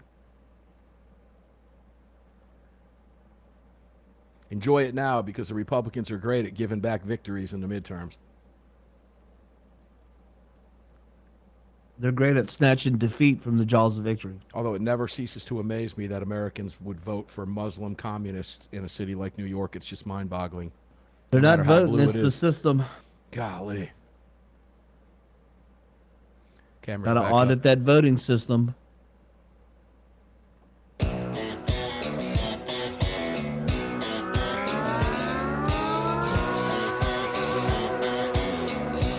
This segment is brought to you by Attorneys on Retainer. Get the only self-defense program for gun owners backed by a real law firm, the Attorneys for Freedom. Visit them online at attorneysonretainer.us. Welcome back. Yeah, guys, another one of those no-brainers, man. It's just one of those things. Just do it. Just do it. Find the $35 or $25 a month for your family members. Have an attorney on retainer. If you carry a firearm, you've already gone through the hypothetical situations in your mind. What would happen if? What would happen here? What would I do here? Maybe you've been in a situation like I was where I actually drew a firearm. Thank God I didn't have to pull the trigger. Because guess what? I didn't have a lawyer at that time. I do now. It's just one of those things that if you carry a gun and it's available to you, just do it. Don't be stupid. You do not want to have an incident happen to you and then wake up and go, oh, God, I'm screwed. I should have listened. It doesn't have to be that way. The answer is right there for you at attorneysonretainer.us. And if you use the AAR promo code, you save $50. Who doesn't want to save $50 in today's day and age? Save $50, get it for $35 a month for yourself, and you've got legal coverage, period. It doesn't go up. If you have to go to court, if you have to go through an investigation, expert witnesses, they cost a fortune. You pay $35 a month. They take care of all of it. Why wouldn't you do that? It's a no-brainer. Just do it. If there's whatever you have to do to dig up that $35, I would highly recommend you do it. Very, very important. National Rifle Association, join them and visit all of our great partners. Start stacking ammo at ammosquared.com. I had a guy call me just 2 days ago and tell me he's taking another 500 round shipment from Ammo Squared for his practice rounds. Loves stacking the ammo over there because it just keeps stacking. And then when he wants it, he goes through it. He orders it, they ship it, he's got it. ammosquared.com, ammosquared.com. You can find all of our great partners, all of them, at armedamericanradio.com. Brad Premo, CEO, Lead Slingers Whiskey. Before I Google gun control, I hope we get to that. But police are taking, right now as we speak, active sniper fire after firefighters ambushed in deadly Idaho incident. They're calling it an episode of calculated terror now. This is unfolding as we're here live today. I don't know if you've seen anything about this or can tell us anything about this, but, unfortunately, I think we're going to start seeing more of this stuff. Yeah. I mean, well, we just went through at least 4 years of having a wide open border with known terror suspects coming across the border and us not doing anything about it. So we're gonna be reaping what the Biden administration sowed for us. Listen to, again, last week I mentioned Sarah Adams, I mentioned her again today. She said in some of the intelligence she's gathered is stuff like this is what they're planning on doing, which is, attacking first responders, and causing an incident and then attacking them in the follow-on. Like it's going to be a multi-stage attack. So, we'll see what's going on here, but it sounds like some of our worst fears are unfolding. And, best thing I can tell you is, be armed and have your head on a swivel and be ready, because this kind of stuff, it can land right there in your lap, and you got to be ready for it. Yeah, we'll hold off on the gun control, Google, for now. Justin, let me go to you on this. This is unfolding in Coeur d'Alene, Idaho right now as we speak. And let me just go back here because, again, this is unfolding quickly. But I guess the sheriff is encouraging officers, and I quote, to take clear shots at whoever this is, as 2 heroes killed, 1 injured in heinous act of violence. And Justin, you've talked about this many, many times on the program over the years. Like you just heard from Brad and you heard my thoughts. Unfortunately, we're going to see more of this. And I'm going to tell you right now, I don't know who this person is yet, but when you're talking about open borders for 4 years, this is a humongous risk And as far as I'm concerned, Biden and the rest of those clowns, including KJP and the rest of those losers, should all be locked up for what they did to this country, allowing this illegal invasion. Justin, take it away. FCC friendly, please. Yeah, I mean, that sounds like an act of terrorism. It does. Some bastard, started a brush fire or something and then shot the first responders. I was like, that's nuts. Well, we really, go ahead. I think we're going to see more of it, though, Mark. It's only going to get worse. Yeah, and I think you're right about what happened here. It might be a little bit too early to tell, but it certainly has all of the ingredients that whoever did this did it. Obviously, started the fire to draw first responders in, and it was shooting at firefighters who are mostly unarmed. I don't know, maybe Idaho firefighters are armed, but Ryan Petty, I think we're going to see more of this, brother. I'm afraid. Oh, we are. Look, Brad said it last week. He talked about Sarah Adams. I would encourage all of your listeners and viewers, Mark, to go out and research Sarah Adams and find out what she's been saying. She has been clear about this, and she has warned us. And Brad's absolutely right. The border has been open for the last 4 years. And at the same time, the Biden administration and before them, the Obama administration worked as hard as they could to demoralize our law enforcement and first responders, to make that job, to call them all bad cops and to say they were all, bad, a bunch of bad apples, right? They've demoralized law enforcement. Look, head on a swivel, stay armed, be careful, talk with your family members. Parents out there, talk with your kids, make them aware. They need to be aware of their surroundings and what they're walking into. And if something doesn't feel right, don't go there, right? Go find an adult, go find somebody with a uniform, find somebody that for the kids anyway, find somebody that can protect you. And if you're not feeling good about a situation, I'd walk away. I'd avoid blue cities in blue states. Yep. And I'd avoid crowds if at all possible. That's just sort of how I'm running things now. Yeah, it's not paranoia, ladies and gentlemen. It's just called having your head on a swivel, and it's called preparation, avoidance, and awareness. And you prepare to avoid by being aware. It's that simple. Quick on the gun control Google front. Story that popped up that I wanted to run by you here. I just saw it. I just Googled it while Ryan was talking. DOGE enters ATF with mandate to slash gun regulations. Brad, agency is working, according to the Washington Post, another liberal garbage rag. But the agency is working with the ATF General Counsel to cut upwards of 50 regulations as the admin drastically reduces the number of inspectors. Good news. And we expect to hear something on this by the 4th of July. Are you encouraged?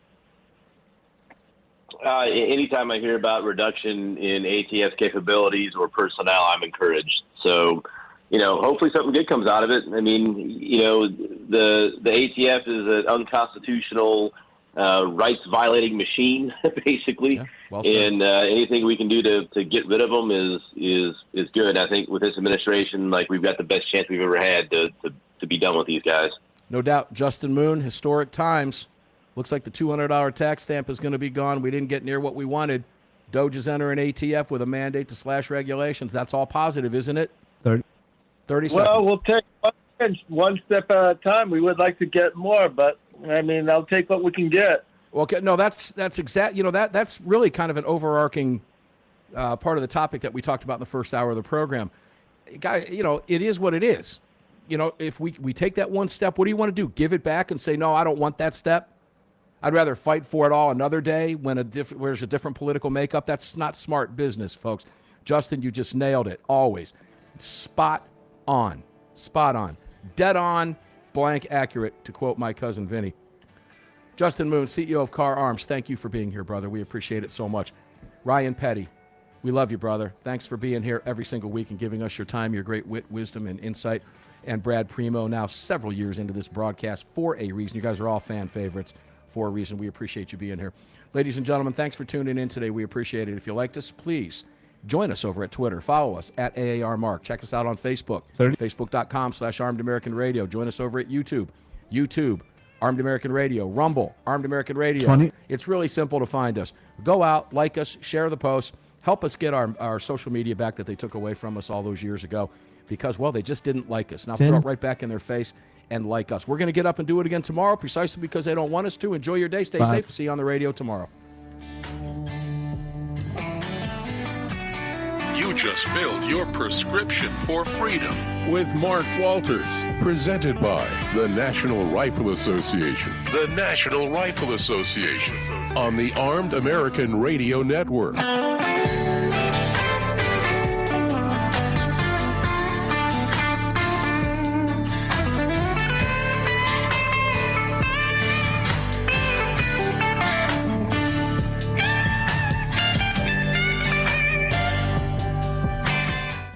All right, guys, thanks for being here today. Appreciate it very much. And thanks to all of our affiliates around the nation. We appreciate you guys and all of our great partners. Guys, please support our partners. You can find them at armedamericanradio.com. Pick up some ammo. Store it. Ammo Squared. Bud's Gun Shop's got everything you need. Need some coffee? Defender Coffee is over there. Holsters Crossbreed. They're the best in the business. The most copied holster out there. Why?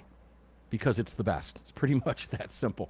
Okay? Car Firearms. I've got a number of car guns. You probably should too. SIG, really, it's a SIG. Daniel Defense, make sure to check them all out.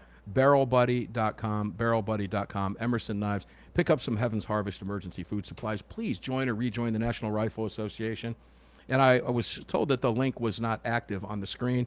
We'll try to fix that for you tomorrow. But it's real simple to do. NRA.org/AAR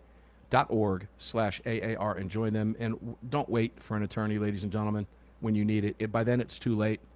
Just grab an attorney for $35 a month, attorneysonretainer.us, and support Armed American Radio that way by attorneysonretainer.us/AAR. Hey, we're going to get up and do it again tomorrow, 4 to 5 Eastern, 1 to 3 Pacific, live, right here where you're watching us, and on the radio dial.